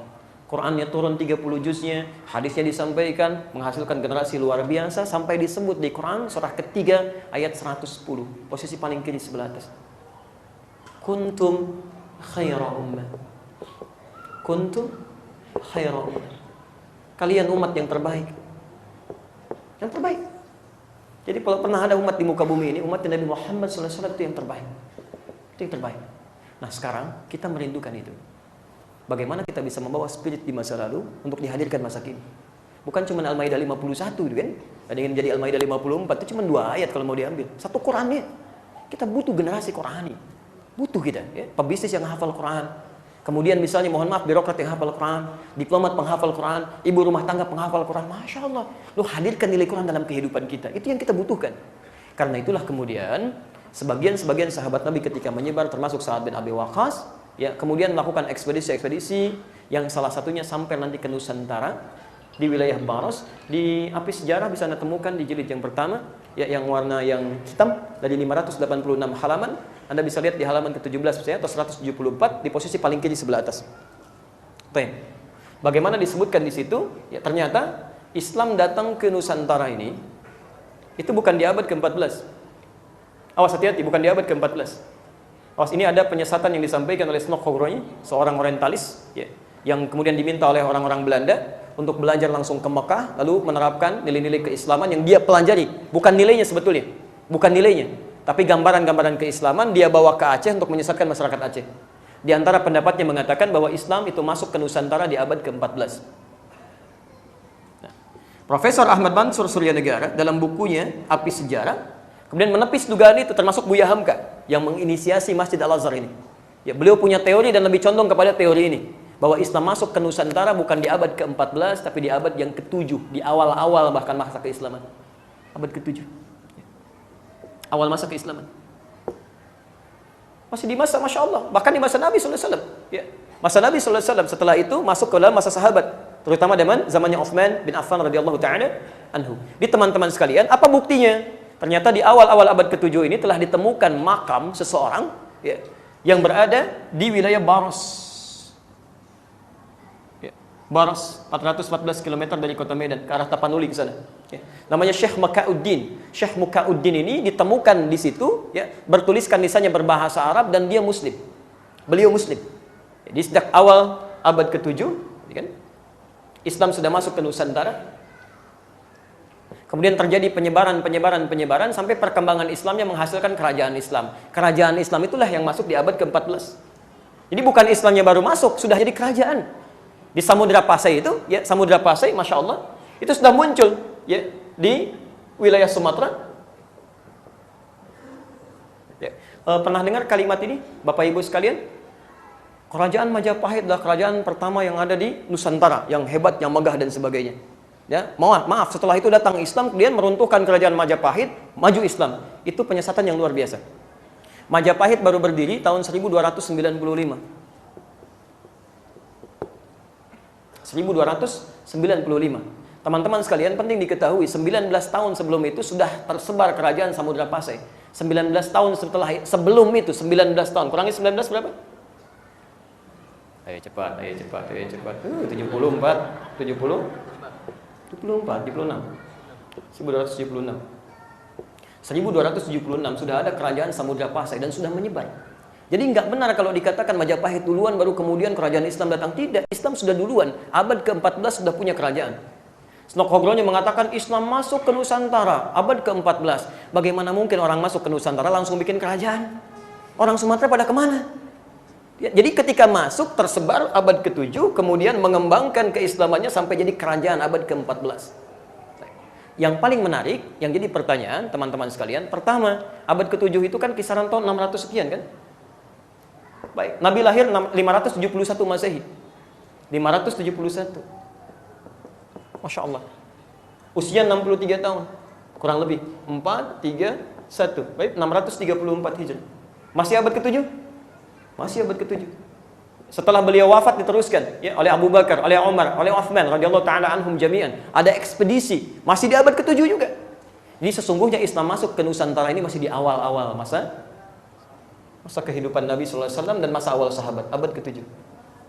Teruskan dulu. Nah, Islam apa yang dibawa oleh para sahabat ini sampai datang ke Nusantara dan menyebarkan sampai sekarang ada? Saya teruskan dulu. Ternyata Masya Allah, bukan yang jauh-jauh. Mereka membawa petunjuk Nabi sallallahu alaihi wasallam. Mereka ajarkan Quran. Mereka ajarkan petunjuk penjelasan hadisnya, hadis. Sehingga ketika Islam mulai menyebar, saya agak sedikit cepat ya karena waktunya mau habis. Ketika Islam mulai menyebar bukan cuma di Sumatera, bahkan ya ada mulai di Jawa sampai bahkan ke ujung Papua, sampai ada di wilayah disebut dengan Maluku. Maluku itu dari kata muluk asalnya. Muluk dari bahasa Arab. Ya, Malik jamaknya muluk, raja-raja. Karena di sana banyak kerajaan-kerajaan Islam pada waktu itu. Ada Ternate, Tidore, Bacan, macam-macam. Jadi muslim. Di Maluku itu muslim semuanya dulu ya. Nggak ada yang lain. Di masih muslim, teman-teman, masih muslim. Anda pernah punya uang 1.000? Yang dulu bukan yang sekarang. Tertulis siapa di situ?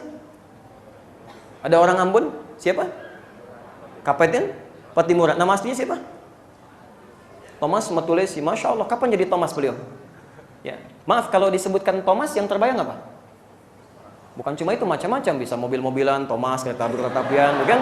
Bisa bulu tangkis, Thomas, macam-macam, ya. Tapi umumnya pasti nama non-muslim. Nama aslinya bukan Thomas, Ahmad. Ahmad Lucy. Ahmad Lucy. Ya. Ahmad Lucy. Dan beliau seorang kiai di salah satu pesantren. Pejuang luar biasa. Dulu kalau memimpin sesuatu disebut kapiten semua itu. Sampai ke Amerika ada kapten Amerika gitu kan. Semua kapiten. Patimura asalnya namanya Ahmad Lucy. Entah kenapa tiba-tiba berubah jadi Thomas Matulesi. Ada yang salah di situ. Di sebetulnya dari ujung timur sampai dengan dari mulai Masya Allah ya, Sabang sampai dengan Merauke itu aslinya muslim dari mulai abad ke-7. Maksudnya banyak wilayah-wilayah Islam yang tersebar. Hindu juga ada ya, Hindu ada, animisme ada, kemudian dinamisme ada, Buddha juga ada. Tapi dakwah Islam sudah menggeliat di awal-awal masa ini, sudah menyebar pelan-pelan. Jelas di sini? Bahkan yang paling menarik, dari mana taunya yang dibawa nilai-nilai keislaman? Saat mulai kemudian masuk ke wilayah Jawa, khususnya dari Jawa Tengah ke Jawa Timur, saat ada kesulitan-kesulitan mendakwahkan Islam di kalangan masyarakat yang animisme, dinamisme. Masih senang dengan Masya Allah ya, penghambaan kepada pohon, tumbuh-tumbuhan, batu-batu pada alam. Bahkan nanti ada yang generasi Hindu di situ sebagiannya. Ketika dakwah Islam masuk ke situ, salah satunya nanti datang ulama-ulama dari luar Nusantara. Saya percepat sampai masa ke tahun abad ke-13 ke sana ya. Teman-teman, datang 9 orang. Diutus kemudian ke Nusantara. 9 orang, 9 dalam bahasa Jawa disebut dengan songo. Yang dekat dengan Allah Subhanahu wa taala, rajin ibadah, baik ya para ulama ini. Ya, disebut dengan wali, al-auliya at-tis'ah, wali songo. Itu asalnya ulama-ulama hebat. Ada sejarahnya. Saya tidak sembarangan menyampaikan ini ya. Saya sampai ke Aceh tuh mengejar ahli nasab. Saya ke Aceh diskusi dengan ahli nasab, belajar dari beliau. Kemudian saya pergi langsung ke daerah Jawanya, saya telusuri. Ya dari mulai selatan ke Jogja sampai dengan ke Semarang, kita lihat nanti kita temukan ada salah satu makamnya juga di situ. Ya kami temukan sampai dengan ke masjidnya, dari Semarang terus ke Demak, dari Demak sampai dengan ke Kudus, ke Pati, ke Rembang, ke Lasem, sampai dengan ke Bonang. Pas sujudan Bonang saya naik ke atas, saya hitung berapa anak tangganya, sampai ketemu penjaga pasujudannya namanya Pak Abdul Wahid. Kita diskusi di situ dan sebagainya. Yang paling menarik teman-teman sekalian, mereka ketika datang membawa manhaj luar biasa. Dibawa diutus dengan 2 bendera. Satu bendera hitam yang melambangkan pada kiswah Ka'bah, ya, nilai-nilai Quran, dan bendera hijau melambangkan pada tuntunan sunnah. Jadi begitu datang membawa tuntunan Al-Quran dan sunnah Rasulullah SAW. Ini yang mau disampaikan, ditebarkan dalam kebaikan. Ya, kemudian disampaikan dalam kehidupan masyarakat yang kemudian pada saat itu terus berkembang. Singkatnya 9 orang ini, ya, ada yang berasal dari Palestina, ya, Syekh Aliyuddin, Syekh Hasanuddin. Ada yang berasal dari Mesir, Syekh Ahmad Al-Jumadil Kubra, ya. Ahmad Jumadil Kubra, beliau dari Mesir. Nanti punya 2 anak. Baik. Boleh 5 menit lagi? Ya Ustaz sudah masuk tanya jawab, boleh 5 menit sebentar, saya sempurnakan dulu. Baik. Ada Syekh Ahmad Jumadil Kubra, beliau nanti bahkan punya 2 anak. Satu orang diajak ke Nusantara, namanya Maulana Ishaq. Ya, satu orang lagi tinggal di Mesir, namanya Syarif Abdullah. Dari Maulana Ishaq ini nanti turun keturunan-keturunan. Ya. Yang paling menarik, keturunannya siapa? Ya, pendiri 2 ormas Islam besar di Indonesia. Kiai Haji Muhammad Hashim bin Asy'ari mendirikan NU tanggal 31 Januari 1926, Kiai Haji Ahmad Dahlan mendirikan Muhammadiyah tanggal 18 November 1912. Itu keturunan Maulana Ishaq. Kalau antum telusuri misalnya, lihat di kitab misalnya kitab Syekh Muhammad Hashim bin Asy'ari punya 19 kitab. Di kitab pertamanya beliau, ya, Al-Adabul Alim wal Muta'allim, menuliskan, disebutkan beliau ini Muhammad Hashim bin Asy'ari bin Abdul Wahid bin Abdul Halim. Nama asli Abdul Halim itu Pangeran Benawa atau Sultan Hadiwijaya, dikenal dengan Joko Tingkir, bin Abdullah bin Abdul Aziz bin Abdul Rahman. Siapa beliau ini? Walid Raden Ainul Yakin, dikenal dengan Maulana Ishaq. Di Maulana Ishaq. Maulana Ishaq ini termasuk nasabnya ketemu dengan Kiai Haji Ahmad Dahlan. Nama aslinya Muhammad Darwis. ya belajar dengan Hasyim Asy'ari di Semarang pada Kiai Haji Saleh Darat, berangkat kemudian ke Mekah, belajar pada Syekh Ahmad Khatib Al-Minangkabawi, pulang berganti nama menjadi Ahmad Dahlan. Kiai Haji Ahmad Dahlan bin Kiai Haji Abu Bakar, ya bin Kiai Ilyas bin Kiai Sulaiman bin Demang Jurang Juru Kapindo bin Demang Jurang Juru Sapisan bin Kiai Gerbak bin Maulana Ishaq. Siapa Maulana Ishaq? Anaknya Ahmad Jubailul Kubra, anak Ali Zainal Al-Kabir, anak Ali Zainal Abidin. Keturunannya dari siapa? Al-Husain. Husain adiknya Hasan. Hasan anaknya Ali bin Abi Thalib, suaminya Fatimah, putrinya Rasulullah SAW. Ya, jadi teman-teman sekalian, yang paling menarik di sini ketika menyebar keislaman, selevel Prabu Siliwangi nanti, Prabu Siliwangi itu punya kekuasaan besar. Kerajaan Hindu dari mulai Banten sampai dengan ke pertengahan Jawa itu, ya Jawa Tengah. Itu Masya Allah. Jadi begitu beliau inspeksi ke daerahnya, kemudian masuk ke daerah Subang, ya, Subang, ya, Karawang, ya, dari daerah Karawang pada saat itu, kemudian menemukan seorang perempuan, ya, yang Masya Allah sedang baca Quran, indahnya luar biasa. Muridnya Syekh Hasanuddin, karena baru pulang dari Ummul Qura, maka disebut Syekh Qura. Sampai sekarang di Karawang ada pesantren Al-Qura. Tapi begitu mendengar keindahan kalimatnya, datang melihat nih perempuan luar biasa, auranya bagus, namanya Nyai Subang Larang, ya, Nyai Subang Larang. Tiba-tiba dinikahi beliau ini. Ya, dengan syarat masuk Islam Prabu Siliwangi tahun 1423 melahirkan anak. Ya, anaknya dikenal dengan Walang Sungsang. Ya, yang kedua nanti 1426 lahir anak kedua Rara Santang, dan yang ketiga 1427 lahir anak ketiga namanya Raja Sengara. Semuanya masuk Islam. Nah, yang pertama Walang Sungsang dengan yang kedua Rara Santang kemudian pergi menunaikan haji di Mekah, kemudian setelah berhaji ganti nama. Yang satu jadi Abdullah Iman, yang satu jadi Syarifah Mudaim. Saat akan pulang ketemu dengan anaknya Ahmad Jubailul Kubra yang kedua, yang dari Mesir sedang haji. Tayyib, namanya Syarif Abdullah. Dilamar kemudian Syarifah Mudaim lewat kakaknya Abdullah Iman, dinikahkan di situ, nggak ikut pulang ke Nusantara. Beliau kemudian ikut ke Mesir. Tinggal selama 20 tahun, melahirkan anak bernama Syarif Hidayatullah. Ini yang kemudian pulang tengok kakaknya yang punya kekuasaan di wilayah Gunung Jati sampai diberikan gelar Sunan Gunung Jati pada saat itu. Jadi banyak ulama-ulama Islam menyebarkan di keislaman sampai ke kita. Yang Anda mesti tahu, maaf ya, nilai keislamannya sangat indah. Banyak kerajaan-kerajaan, sampai ke Eropa, sampai luar biasa, dan sejahtera semuanya. Nusantara sejahtera. Sampai singkatnya, datanglah bencana itu, ya ujian dari Allah Subhanahu wa Ta'ala yang harus kita sikapi sampai hari ini. Tahun 1511. Datang Portugis. Setelah kejadian di Andalusia di Spanyol tahun 1494, ya ada Paus Alexander yang ke-6, kemudian melakukan sebuah dekrit. Dekritnya setelah terjadi, maaf ya, penghancuran besar-besaran, yang diinisiasi oleh dua orang, satu Raja Ferdinand, kedua Ratu Isabella. Keduanya menyatu menghancurkan orang-orang Islam di Spanyol.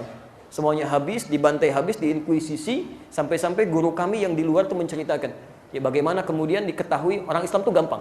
Kalau telinganya bersih berarti orang Islam. Ya, karena suka berwudu. Maka caranya nanti dicari, ditemukan. Ya, kalau nggak mau dia pindah, bisa dieksekusi. Dan cara dieksekusinya dipotong dulu telinganya. Ada yang disalib kemudian begini, ada yang diputar-putar di roda sampai kemudian dimasukkan ke dalam penggilingan, macam-macam dia. Macam-macam. Nah, teman-teman sekalian, ketika berkuasa di sana, kemudian diberikan dekrit oleh Paus Alexander yang ke-6 untuk melakukan penyebaran ekspansi, dikenal dengan 3G. 3G ya, 3G, 3G. Gold, Glory, and Gospel. Gold mencari rempah-rempah, mencari emas, Glory mencari ekspansi, ya ekspansi menyebarkan gospel, menyebarkan misi. Maka datanglah singkatnya ke Nusantara lewat Malaka tahun 1511. Datang ke sana, diinisiasi oleh Alfonso de Albuquerque. Datang dengan membawa ekspedisi. Bahkan tadinya nyasar dulu, Pak. Bukan ke Malaka, tadinya nyasar ke Goa itu ya, ke daerah India. Cuma nanti meng-hire seorang navigator muslim namanya Ahmad bin Majid. Dia nggak tahu mau dibawa kemana, ternyata mau ke Nusantara. Masuklah lewat Selat Malaka, di situ menyebarkan keonaran. Padahal ketika Islam memegang teguh kekuasaan di Nusantara itu bagus, Masya Allah. Dengan Hindu baik, dengan Buddha nggak ada masalah, dengan sekitaran nyaman, tenang. Begitu datang Portugis, tidak ada semua emas-emas kecuali lewat kami. Kalau tidak mau diserahkan senjata, maka diambil, dimonopoli dan sebagainya. Langsung mendirikan pusat ibadah. Pusatnya disebut dengan igreja. Itu dari bahasa Latin, igreja. Orang kita kemudian menyebut dengan gereja. Jadi kata igreja asalnya. Ya. Oh ini mohon maaf ya, ini kajiannya kajian ilmiah ya. Dia tidak mempersoalkan hal tertentu. Kalau nanti ada keberatan kita berdiskusi secara argumentatif ya. Baik, jangan diambil sebagian lalu tiba-tiba besok saya jadi tersangka misalnya. Agak repot ini hari ini. Mohon izin ya panitia tanggung jawab itu. Tawakal pada Allah ya. Buya Hamka aja ada dalam kebaikan insya Allah. Jadi teman-teman disebut sebagai igreja pada waktu itu langsung didirikan. Jadi begitu datang ke tempat bikin igreja. Ya, sampai kemudian kalau kita punya ibadah pekanan di hari apa? Jumat kan? Hari Jumat maka mereka 2 hari setelah itu pergi ke gereja. 2 hari setelah Jumat hari apa? nggak ada Minggu. Ahad. Minggu nggak ada dulu, Ahad adanya. Ya, Sabtu, Ahad mereka berangkat. Lalu orang bertanya, ini mau kemana nih orang-orang ini? Ya, orang lokal bertanya, mau kemana? Mereka mau ke gereja. Ngapain? Menyembah. Siapa Tuhannya? Nah, kepercayaan itu biasanya ya itu lewat perwakilan. Ya, jadi kalau mereka menyembah dari kalangan misi itu langsung pada Tuhannya lewat perwakilan. Disebut dengan santa. Makanya kalau kita kan mau memohon ampunan dosa kan langsung kepada Allah ya. Minta, kalau ini enggak, penembusan dosa datang dulu, mengakui kan. Kemudian setelah itu lewat perwakilan baru dimohonkan. Ya Bapak, saya mohon maaf selama ini saya berbuat salah begini di balik dinding atau di satu tempat. Nanti bapaknya mengatakan baik begini semoga kau diampuni, infak sekian. Kan misalkan kalau bapak salah kemana minta ampunnya? Enggak ya, itu kalimat yang lain. Nah, jadi lewat perwakilan disebut dengan santa. Ya, santa yang dikenal pada saat itu disebut Santa Domingo. Jadi kalau ditanya mau kemana nih, ibadah ke Santa Domingo, Santa Domingo, Santa Domingo. Orang kita sampai sekarang nggak suka yang panjang-panjang. Sampai saya di Timur Tengah, kalau olahraga pun, teman bawa bola Muhammad, Abdurrahman, kita panggil lengkap. Syekh Muhammad, Azzi, bagi-bagi sini. Orang kita enggak. Mad, oper. Adi, di, oper, kan? Domingo. Jadilah Minggu pada saat itu, sampai sekarang. Minggu itu asalnya dari sini. Makanya sampai sekarang, Masya Allah, Minggu kan mereka ibadah. Sampai sekarang. Silakan cek ya, saudara-saudara kita misalnya yang Nasrani, saudara dalam kemanusiaan. Ya, itu kan ibadahnya Minggu kan? Betapa besar toleransi umat Islam di muka bumi ini. Hanya di Indonesia. Silakan Anda cek ya. Di Timur Tengah, hari liburnya pasti Jumat. Karena di situ umat mayoritasnya ibadah. Di Eropa, di Amerika, hari liburnya pasti hari Ahad, Sunday, Minggu. Karena di situ mereka ibadah. Di Indonesia, 85% lebih umat Islam. Masya Allah, hari liburnya diberikan kepada minoritas untuk dia bisa beribadah. Jumat tetap kerja kita. Kurang apa lagi toleransinya? Luar biasa gitu kan? Nah, di sini kemudian yang jadi masalah. Saya tutup sampai di sini dulu ya, supaya kita bisa diskusi sebentar. Tiba-tiba mulailah kemudian ada persoalan di sini. Orang mulai ngajak dipaksa. Ayo berubah kamu. Ayo diajak. Ada yang pembantunya diajak, ada yang diberikan makanan, ada yang dipaksa. Sampai keluar fatwa. Kiai Haji Hashim bin Asy'ari itu pernah menulis 19 kitab. Kitab keduanya Risalah Ahlus Sunnah wal Jamaah. Halaman ke-14, paragraf yang pertama, kemudian posisi paling pojok sebelah atas kanan, baris yang kelima di ujung barisnya di sini. Sampai mengeluarkan fatwa. Lihat fatwanya saya bacakan.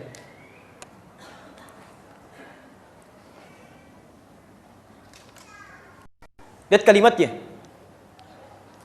Waqila dan disebutkan menurut pendapat para ulama, bahkan disebutkan waqila fil anwari, disebutkan fatwa dalam kitab Al-Anwar. Ya, teruskan langsung ke baris kelimanya. Ya. Walikulli fa'ilin fi'lan, dan bagi setiap orang yang ikut-ikutan secara nyata. Ya, awas hati-hati, melakukan perbuatan la yasduru illa min kafir, kecuali melakukan perbuatan niru-niru yang tidak bersumber kecuali dari orang-orang kafir. Kasujudi lis-shalib, seperti ikut-ikutan. Ya, ikut-ikutan menyembah yang bukan bagian dari persembahannya, salib. Ya, salib itu tanda dari saudara kita secara kemanusiaan di Kristen, kan? Ikut-ikutan ke sana menyembah, awin nari, atau kepada api. Atau kemudian awil masyi ilal kanais, atau jalan ikut-ikutan ke gereja. Kanais itu jamak dari kata kanisa. Atau hanya sekedar ikutan bizananiriha, dengan pakaian-pakaiannya atau mengenakan atributnya. Di fatwa sudah keluar dari dulu, mengenakan atribut-atributnya seperti mereka, atau ikut-ikutan walaupun tidak ibadah, itu keluar fatwa dari beliau, itu haram dilakukan. Bagian perbuatan kufur kata beliau, mengantarkan pada kekafiran. Jadi MUI cuma mengulang saja gitu. Yang sekarang cuma menegaskan, dulu sudah ada.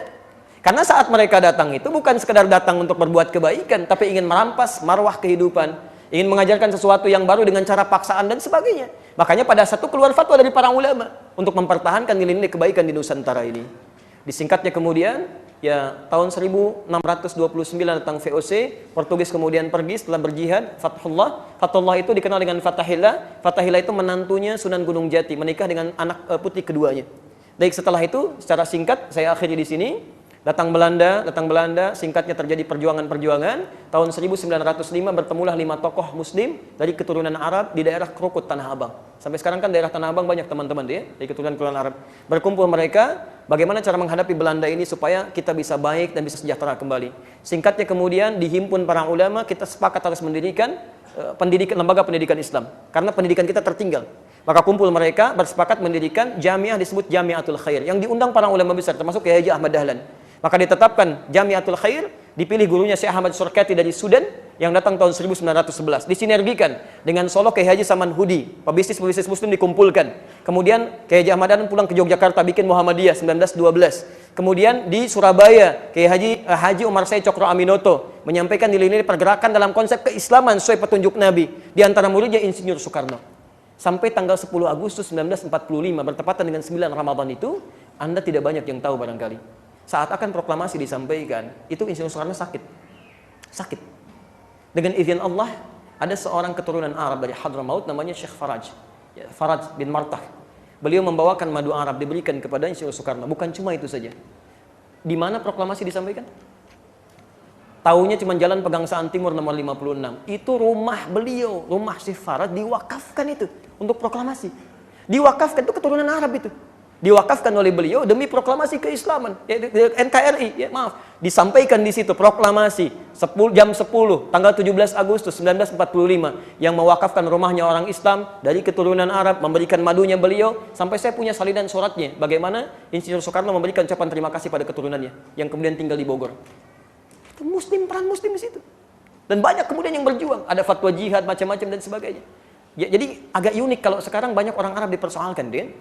Aneh menurut saya, menjajah tidak, ngasih rumah buat kemerdekaan, sama-sama berjuang, Masya Allah. Nggak ada kemudian yang menjajah kita dan sebagainya. Kenapa sekarang banyak masalah dengan orang Arab? Ya, sementara orang-orang yang disepakati di sejarah sebagai penjajah dan sebagainya, sekarang malah kemudian Anda membangun kebaikan-kebaikan yang tidak tepat di situ.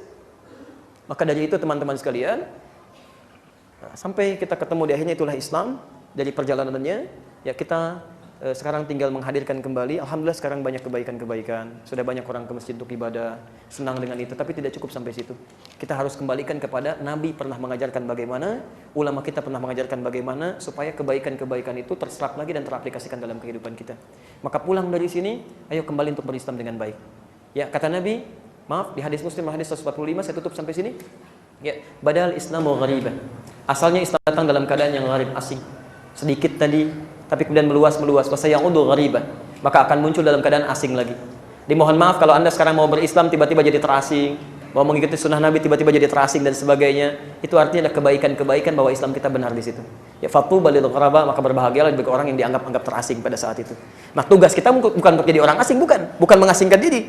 Tugas kita menghadirkan nilai keislaman yang baik di bumi Indonesia ini dengan tetap memegang teguh NKRI dalam kebaikan-kebaikan. Jelas di sini? Jadi pulang dari sini sholatnya baik, bagus ya. Nah, awas hati-hati, bukan oh yuk Islam, jaga NKRI. Oh bagus, silakan sholat. Iya, pakai seragam. Bagus, tak pakai seragam. Sholat dah ruku di foto, tapi sholat duhur jam 11 belum waktunya gitu kan. Pakai sepatu lagi kan, agak aneh di situ ya. Saya cukupkan dulu ya. Cukupkan dulu sampai sini. Silahkan kalau ada waktu silahkan saya sampaikan, kalau tidak kita bisa akhiri. Terbuka pertanyaan, satu Iwan dan satu Ahwan. Satu. Tolong singkat padat karena tinggal 9 menit lagi kita masuk waktu duha. Assalamualaikum warahmatullahi wabarakatuh. Assalamualaikum. Teman-teman Aziz, pertanyaan saya, siapakah yang mengutus dan memberikan mandat kepada 9 orang tadi untuk berdakwah di Indonesia sehingga menjadi grup dakwah tersukses di Indonesia? Baik. Kalau Sultan Mahmud dari Turki, Sultan Mahmud yang kedua dari Turki. Ya, Sultan Mahmud dari Turki yang kedua. Jadi dari Turki pun dikirim 2 orang ke sini, termasuk nanti mereka bukan cuma ulama-ulama biasa, itu ada ahli pertanian, kan? Ahli pemerintahan, ahli dakwah. Syekh tadi Jumadil Kubra itu ahli dakwah. Ada yang ahli pertanian, Syekh Al-Maghribi datang sampai menata perairan di Demak gitu. Di Demak ditata sampai sekarang. Anda kalau ke Demak lihat sebelah kanan itu ada pohon-pohon jambu pertanian yang bagus. Dulu susah air. Susah, makanya ditata oleh beliau menjadi lebih baik, maka dikenal dengan Dhima'in, lisan orang lokal menyebut Dhima sampai sekarang jadi Demak. Jadi Demak, ya. Jadi banyak orang-orang menata pemerintahan dengan baik dan nanti menghasilkan pemimpin-pemimpin di masa yang akan datang. Jelas ya? Baik. Tapi ingat itu angkatan pertama ya, yang sekarang itu yang dikenal generasi keempat. Generasi keempat. Jadi 9 wali ini itu sistem bukan orang-orang, jadi ada 9 orang diutus untuk menata kehidupan, ya. Jadi sistem. Jadi nanti setelah satu meninggal, yang lain menggantikan. Yang kayak Sunan Kalijaga misalnya kan, Sunan Giri itu generasi keempat, keturunan setelah itu. Ya, jelas ya? Ada yang lain? Baik, silakan. Silakan.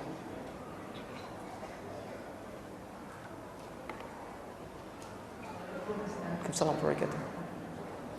Tanya tentang buku yang aktivitas tadi sampaikan yang 97 baru tadi. Ya. Taib, Sahih Al-Bukhari, Bu. Ibu beli kitab Sahih Al-Bukhari. Sahih Al-Bukhari. Kalau ibu ingin beli yang bahasa Arabnya, itu ada 3 jenis. Ya, nanti saya sebutkan bahasa Indonesianya. Baik, terjemahannya. Terjemahannya ibu cari cetakan pustaka Al-Imam Asy-Syafi'i, warnanya kuning, 18 jilid dengan syarahnya. Ya, nah syarahnya namanya Fathul Bari fi Syarah Sahih Al-Bukhari, karangan Ibnu Hajar Al-Asqalani. Fathul Bari. Fathul Bari. Ya, cari. Itu dengan syarahnya supaya ibu bisa belajar. 18 jilid. Kalau antum yang ikhwan mau cari yang Arabnya, cari yang biasa itu 205.000, warnanya merah. Kalau yang ada tahqiqnya yang agak warnanya hijau, itu 3 jilid, ya, ada harganya 305.000. Kemudian kalau yang ada syarahnya Fathul Bari itu 18 jilid. Ya, silahkan cari di sekitaran tempat Anda. Ya. Cukup insyaallah.